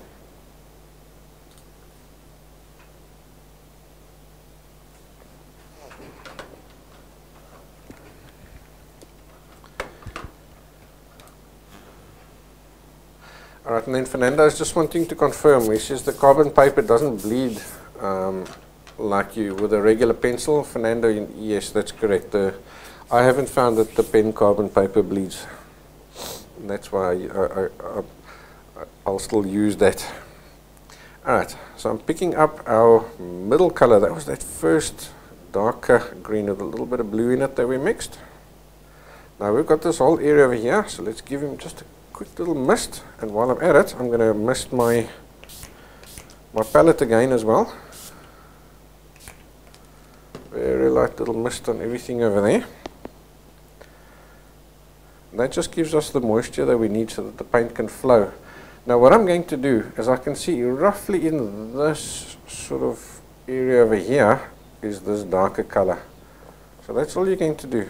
Pick it up and just pop that color down at the correct place.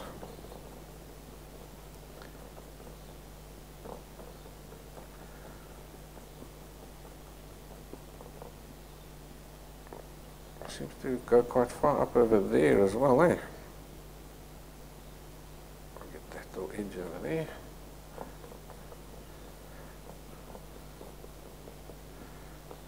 And we'll just stop him over there. And he seems quite darkish down here as well, as he curls around over there.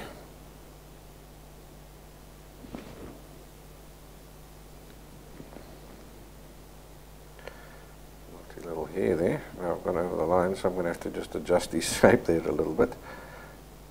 Make him a tad bigger. Now when you're doing this kind of blending with the acrylics, do little areas at a time, small blending pieces. So don't try and block in this whole guy. Do little pieces at a time. Right, so now let's say for example you've gone over the line. So Now I'm going to wash my brush, get it super clean. Now instead of wiping it on my t-shirt, I'm just going to tap it. So I still want it quite damp, but not so much that when I put it down the water is going to run.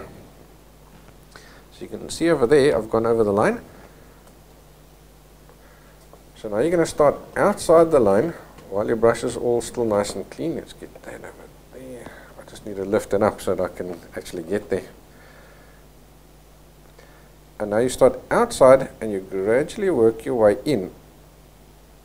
And you see what happens is pushing that paint back. So just washing the brush again, tapping it just to get rid of that excess paint. Start outside while the brush is still clean, and I gradually push this guy back. So that way you can, without any hassles, clean up any messes that you've made. But you've got to do it immediately.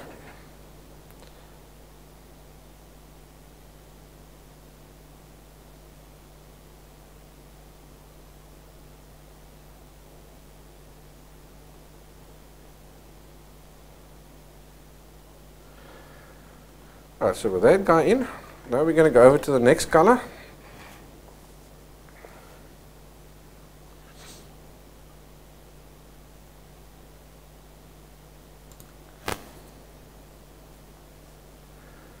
Which is this one over here, our original red. So I'll put my original red over here and I'll pop him down over here. There, like that. Now we want to blend these guys into each other. So the way you do that is just gently tap it. Gently tap it until you've just get them where they're touching each other. So in other words, that line where they meet. It sort of forms a line where they meet. And now you're going to just gradually tap further and further across.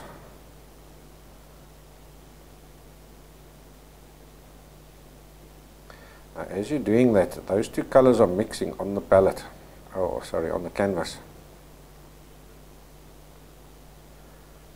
And just to make sure you get a nice smooth blend, just gently rub it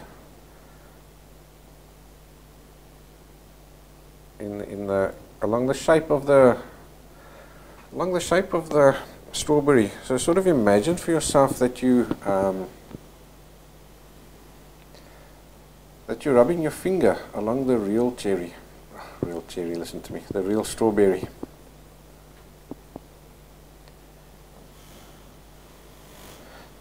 If you feel your paint is starting to get sticky, take your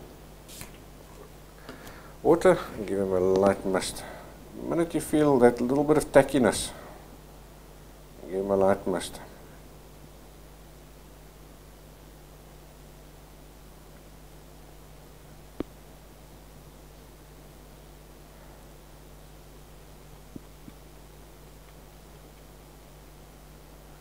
And also, if you feel that your paint is not spreading, that also tells you that your canvas is too dry.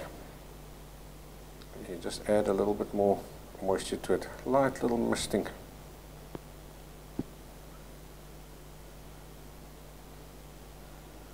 So I'm just spreading that color around there.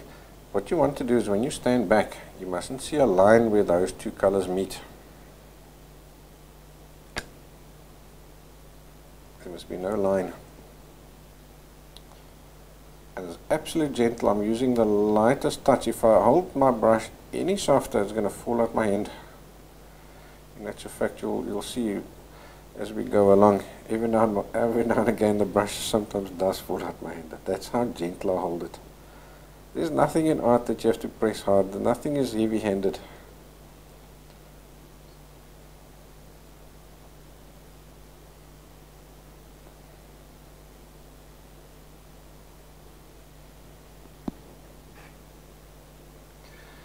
Alright, so now that I've got those guys mixed in,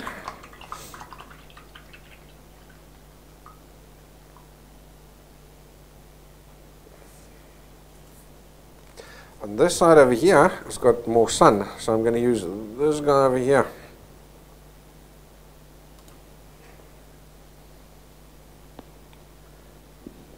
So again, it's probably getting a little dry over that side there now, so I'll give him a light little misting over there. Put this colour down there where he needs to be. Down all the way down to there, and I think he's going to come all the way to the edge. Now to get that edge nice and smooth, can you see what I'm doing? I'm pulling the brush like this, because I know my bristles can't get any longer than what they are, and that allows me to judge myself all the way exactly onto that edge over there like that.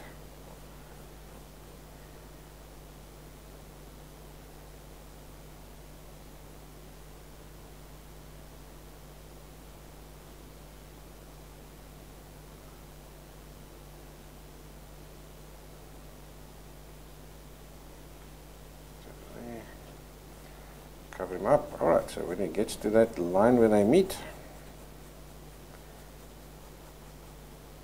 gently tap the colors into each other.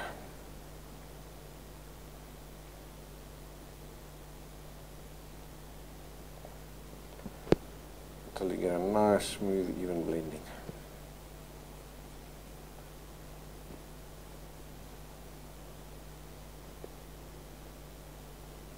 Now, because you're going from light to dark, you're welcome to take just a little bit of the original red as a sort of, just as an in-between color there like that.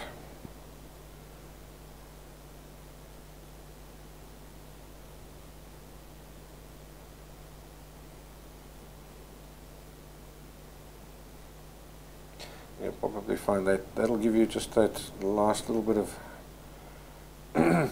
a smoother blending. Because now it isn't a sudden transition from a very light to a very dark. You've got a bit of an in-between color going on there.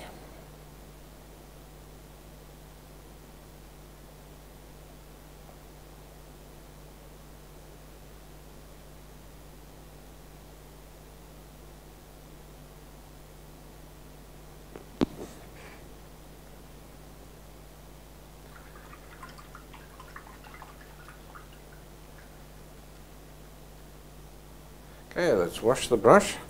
Right, so you see at the top corner there we've got a little bit of a top right hand corner, bit of a yellowish.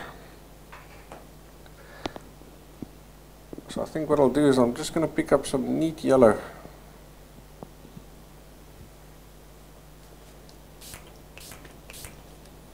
Misting my palette again.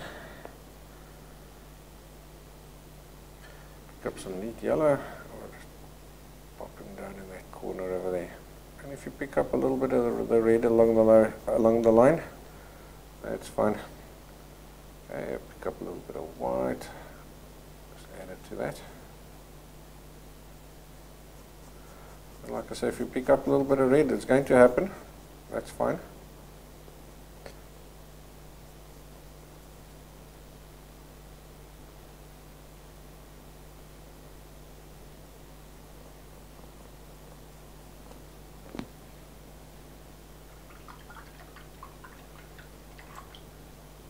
Okay, so now I've got enough paint down there. I'm washing the brush now and just I'm just going to move that paint that's there around.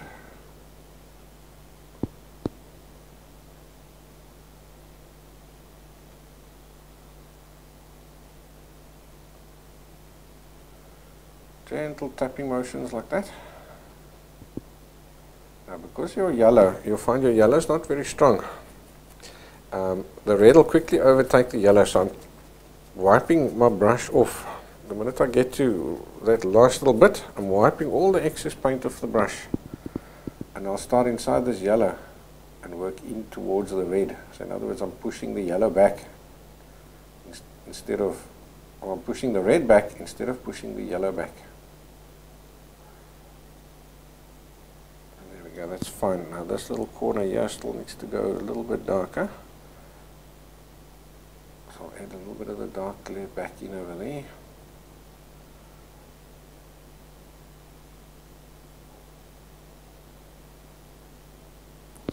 So again, clean off that excess paint. I've got enough paint down there now, and move what's around, what's on the canvas, move that around. And that's good enough, just like that. Alright, so now I'm going to dry off this little piece over here. I'm going to leave that because I think you can see it's quite light, but it doesn't matter. We can add some of the original out of tube red down there again if you want to. It doesn't really matter. If you want to fill the whole guy up. It was just quite light, so I thought I'll leave that white. Okay, so I'll wash the brush, and I'm going to dry this guy off. That's my base color, same as what we did with the original leaf.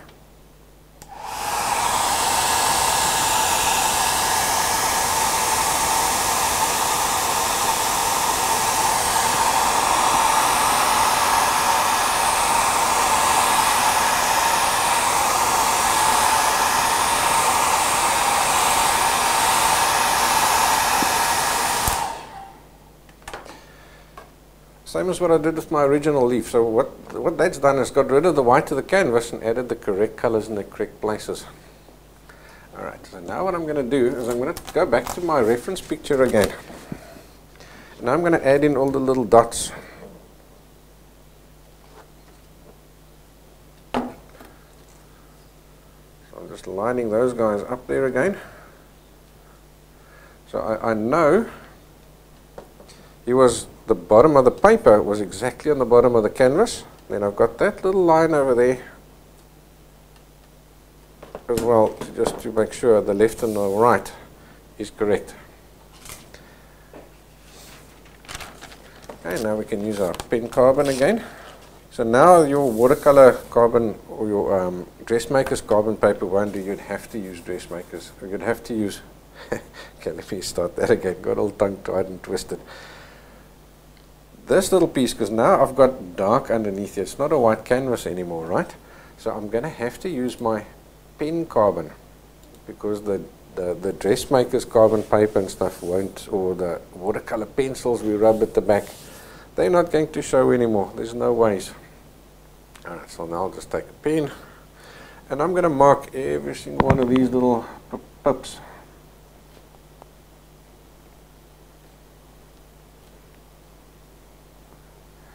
So again, now before you go too far, check yourself, make sure you can see them.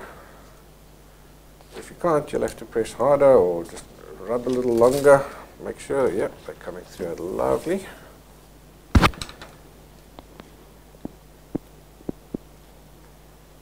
Right, so I'm not going to do the whole thing, I'll just mark sort of a bunch, because the process is the same all the way from left to right. Absolutely identical process. So I'll do a little section so you can see exactly what I'm doing, and then it'll be rinse and repeat for the rest.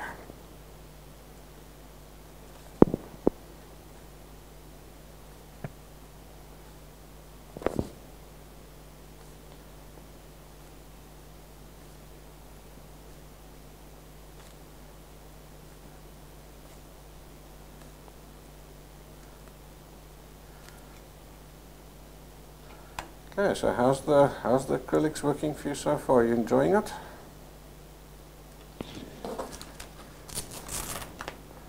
Let me know.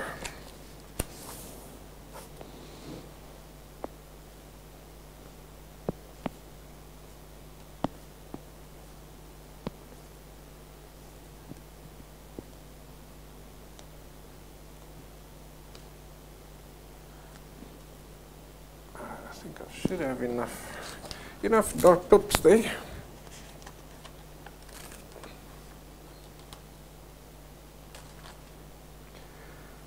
Yeah, that seems good. One or two little ones there that I forgot.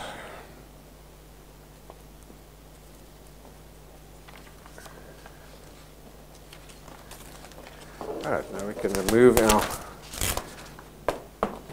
reference picture again. Alright, so now we know where all our little pips need to go.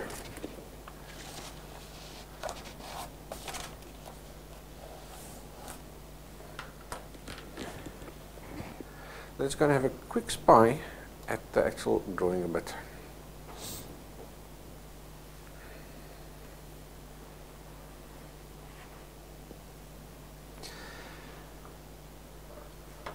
Each of these little pips over here is recessed inside the main body of the strawberry. So now look what happens if I zoom way in.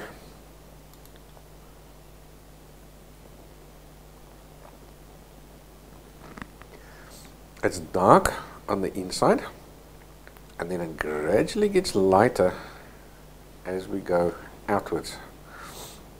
And now because the skin of the strawberry is smooth, it is also quite reflective.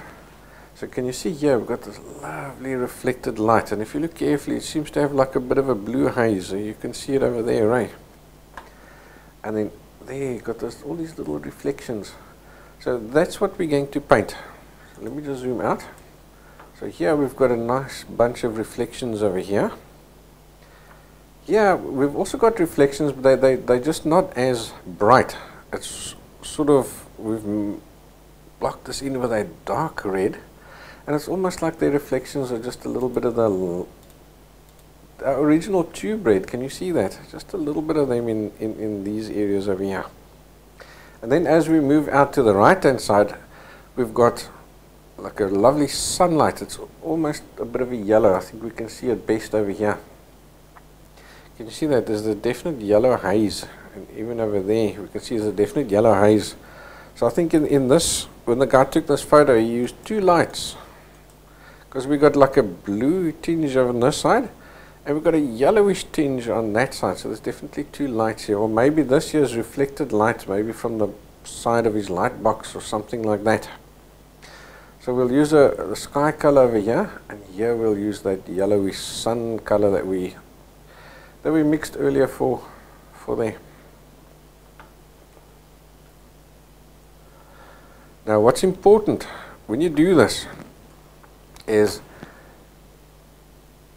each of these little pips sort of forms a circle, right? So now here we're looking directly at those circles. So we're going to see a full circle. But as we move to the side, those circles become ovals. So let's zip back to here, and then we demonstrate that.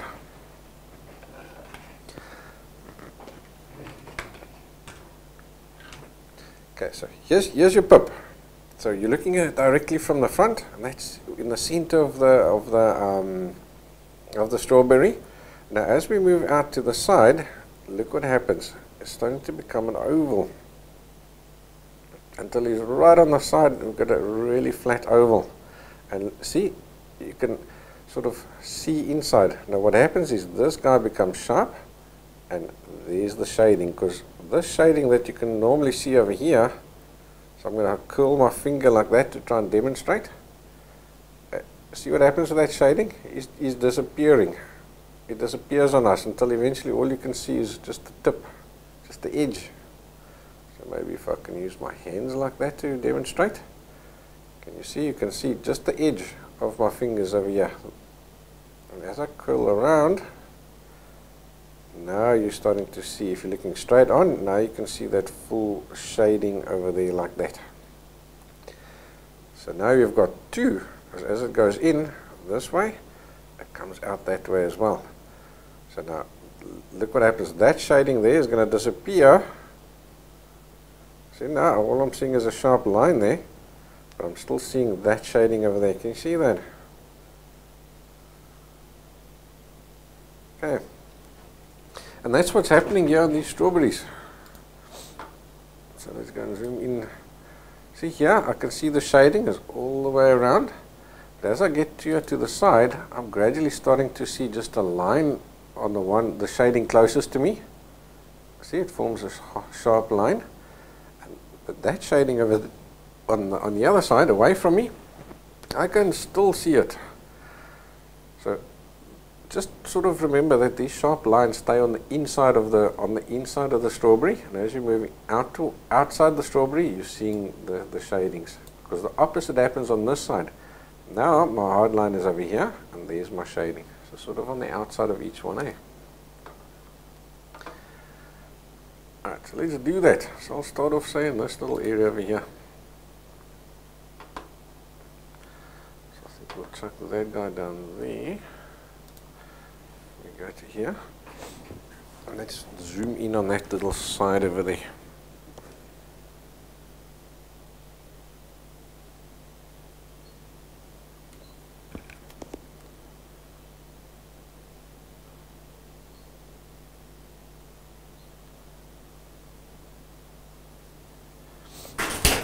Oopsie, sorry guys, kicked the camera.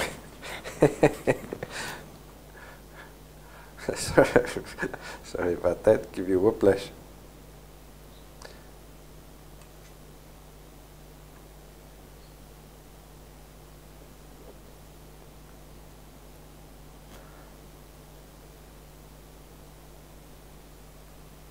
There we go, let's try that for that. Okay, so what I'm going to use there is this little sky color. So that's just white with a touch of French ultramarine in it. And I'm going to use my fine round brush, this guy over here. So again, that's all dry there now, so I need to give him a light little mist just to get some dampness over there.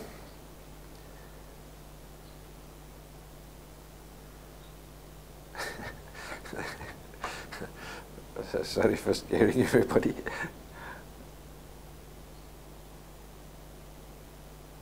So I'm going to start here on the edge,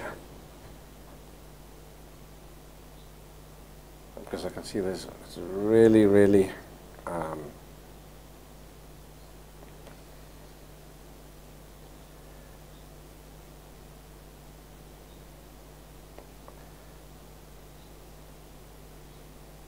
I want to put it, there's a lot of light hitting that area there.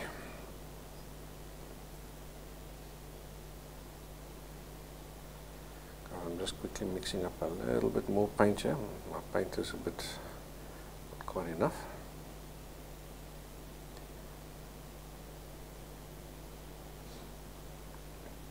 So there's lots over here. And now what you're going to do is you're going to start working then from here. You're going to work around each of those pips. So we're going to be painting the raised section, in other words.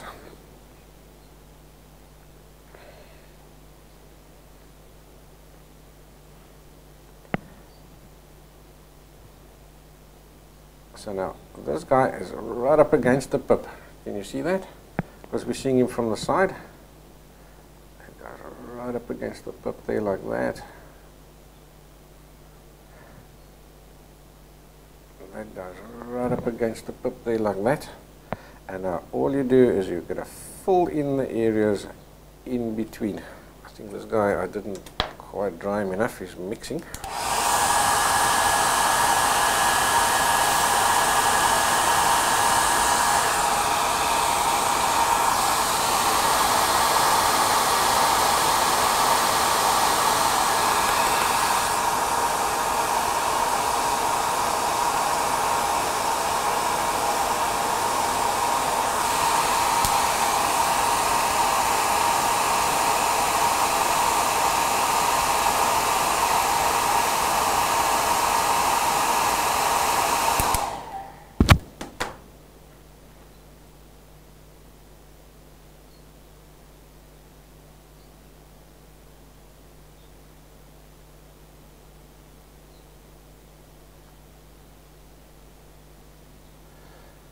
Alrighty. What you need to do is just make sure if you've zapped it with a hairdryer, it shouldn't open up anymore with the Atelier paints. I think I just didn't quite hairdry it long enough.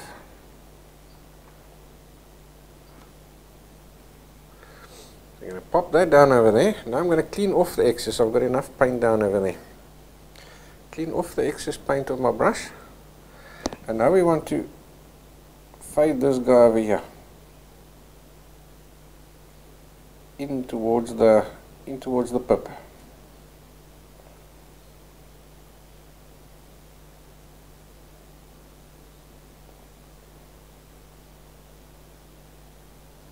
just gently rubbing on there like that.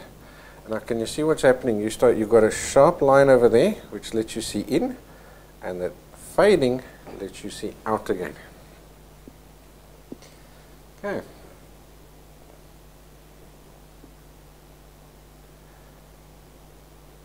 And then once you've done that, just very roughly fill up these areas in between.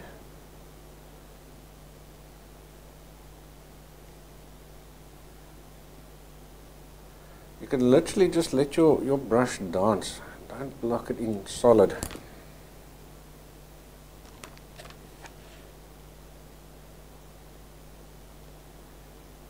Okay, so let's clean off the brush just to get the worst paint. And now we just blend that guy in towards that pup.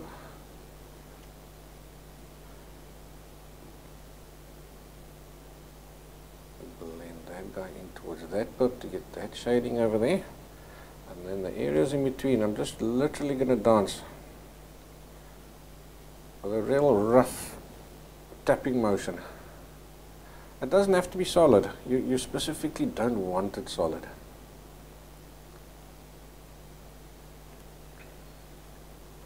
And once you get the hang of it, you'll find it actually starts going quite quick.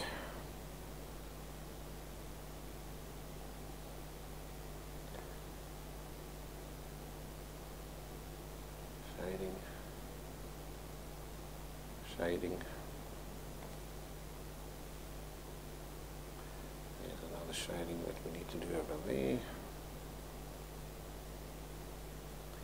And then you just dance in the edges like that.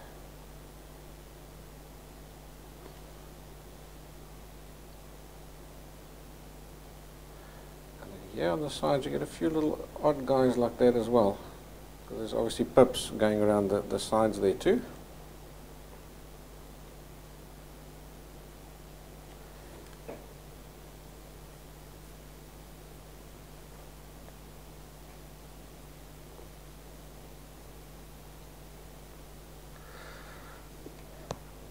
Alright, now you've got to look carefully on your picture, as those reflections aren't everywhere. Can you see that? They sort of run down there, along there like that. So now I've got to go to here. Let's fade that guy in. Oopsie, sorry guys. Go to here, and we fade this guy in.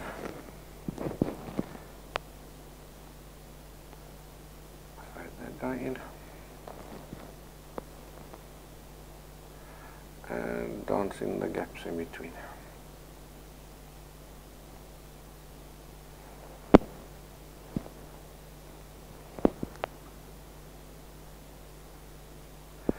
And now, as you're getting more and more towards the center, you're going to find that you're not looking at this little dimple caused by the pip, that little depression over there.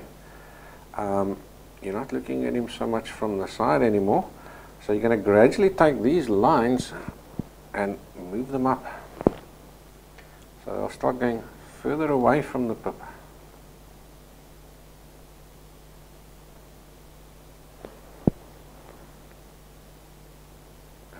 Can still be quite close up.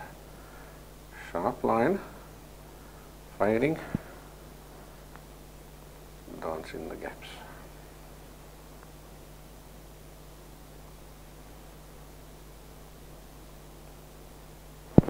Alright, so now I'm going to do a little piece further in, because over here you're getting less and less reflections and stuff, right? So these guys will just start getting little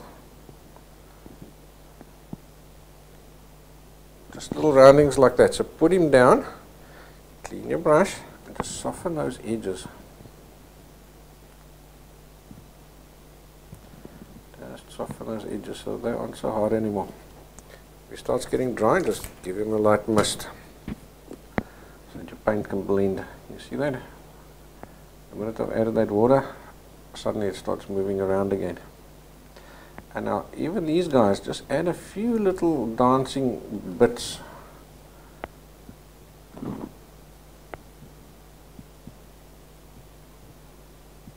in between the pips. But obviously with way less paint on it, can you see how little paint I've got on there? Just a little bit. It's still just that little bit of a contrast between there and that darker on the inside of the pip. That helps you just see that depth over there. Okay.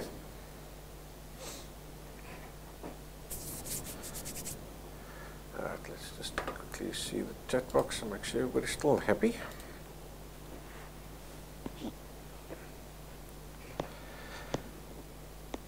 Yep, everybody still seems happy. Alright, so now we're going to just gradually carry on like this. So when you get to here in the center, now you're looking sort of down into that that depression. So you obviously can't have these little sharp edges, because remember now they're starting to disappear. And as you get along here, now can you see the colors changed in the background? That's your indication to tell you that you need to change paints as well. So now I'm not going to use that blue reflected light like I used over there. I'll go back to say the original red paint, because here we had the one with the blue in it. Now I've got the original red paint, and now you go around that circle or that pip over there like that. Clean off the paint and just soften these edges. So it's a little round shading that you're doing. Let me do one more. Put your ring around, clean off the excess paint, and now on the inside just soften that edge, just like that. And can you see what's happening? It's forming a shading from light to dark. I'll do say one more over here. Oopsie, picked up the wrong color there. That doesn't matter. That. Fade those in there to get the depth, to show us the depth. And you pick up your paint and again just dance in the gaps between the little pips. Just dance it in. You don't want it even. Let's go back to a photo and you can see how uneven it is. There's way in over there. Can you see that? It's not a smooth surface really, it's full of little undulations, so all these little changes in color. Look at all those changes in color over there. So don't try and get these guys all perfect. There's it back down to there again. And now some of these guys, look carefully, you'll see they've also got little reflections. So I'll pick up a little bit of that sky color.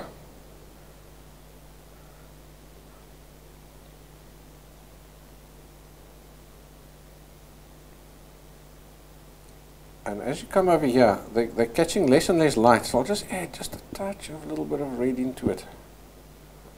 And I'll just look carefully, see where those little reflections are.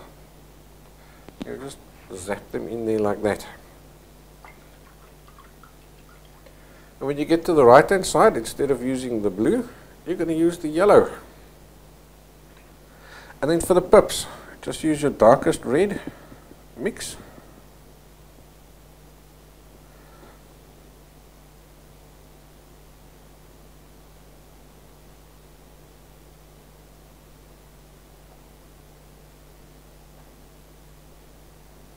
Pop them in there like that.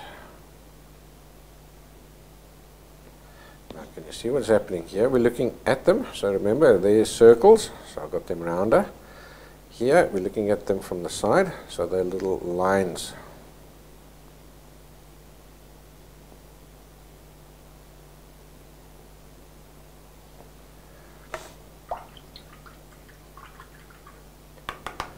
Wash your brush, and then to highlight them, just take a little bit of yellow ochre.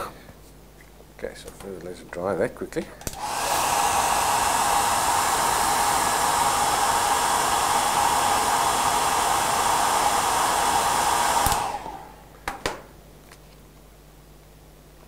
So I'm just taking a tiny touch of yellow ochre there. You're welcome to fiddle with the color a little bit more, but they're so small that it's not necessary. I'm just going to take a tiny touch of yellow ochre and just look carefully on the picture, on your photograph, and see where are they highlighted. If at all.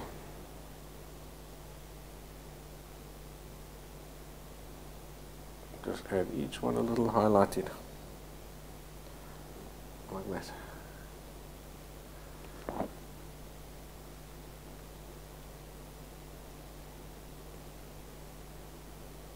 Some will be more highlighted, some will be less highlighted.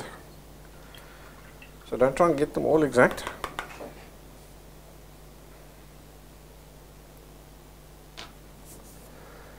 Alright, so I'm going to zoom out and you should be able to start getting a feel for what he's going to look like.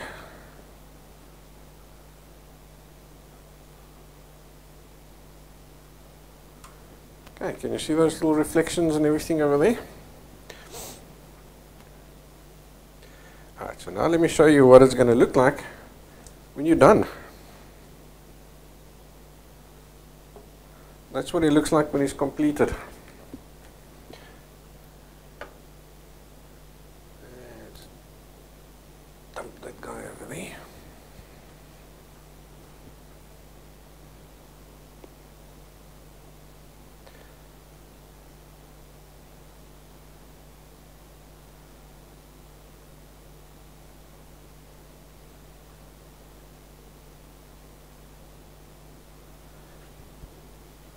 Okay, so can you see, it's just line shading, line shading. Pop in the pips and highlight them. Let's go and take a look on the other side so you can see how that looks like when it's finished. And now can you see I've got the blue here, the red there, can you see it? On this side is yellow.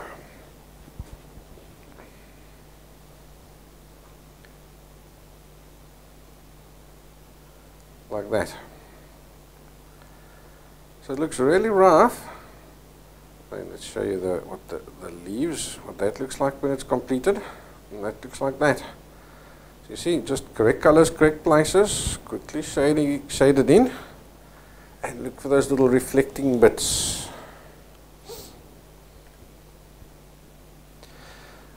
Alright, video lady is asking me why don't I do the shadows under the strawberries first. You could add the shadows first or you can add them second. It doesn't really matter. Because it forms a sharp line. Let's go and take a look at this guy over here. Can you see it forms a sharp line? So all I've done there is I've mixed up, I've used Payne's Grey. But you can take your French Ultramarine and your raw umber. Mix them together roughly 50-50 and that'll give you like a blackish color. Add a bit of white to it and then a touch of red because it's a white table. So what it's going to do is it's going to reflect a bit of the red from the strawberry in it. Okay, let me show you what the top guy looks like. Now take a look and you see I've added way less detail over there. I haven't added pips or nothing into that guy. Each one is just a very, very, very basic little, just added in a really rough dash for the darker area and I've just scribbled in those, I've danced in those little lighter areas in between and there's no pips, there's no nothing. Because he's further away, I want him to be out of focus. Because if both of these guys were in focus, then they'd start competing with each other for attention. So by putting the back one out of focus and the front one in focus, that ensures that I've got something for the guy to focus on. He's my focal point. He's the one thing that I want everybody to look at. Okay, so that's it for today. I hope you've enjoyed today's class and I hope you've learned a lot along the way. I'd really like for you to join me on the next classes that we're going to do. There's two ways of doing that. The first one is by joining the Acrylic Painting Club. The way that works is it costs $9 a month. Then you get instant access to all the existing acrylic painting classes on the website. Plus, you then get to join me on the coming live classes. And obviously you'll get access to their replays as well. The other option is if you don't want to commit to a monthly option, then you can just purchase the classes individually. So it'll be really great if you do join me on the rest of them. Next week we're going to do the apples. So I'm going to show you how to match your colors perfectly every time. And that's going to help you a lot along the way. Right, so that's it for me. Enjoy your strawberry painting. Here we are.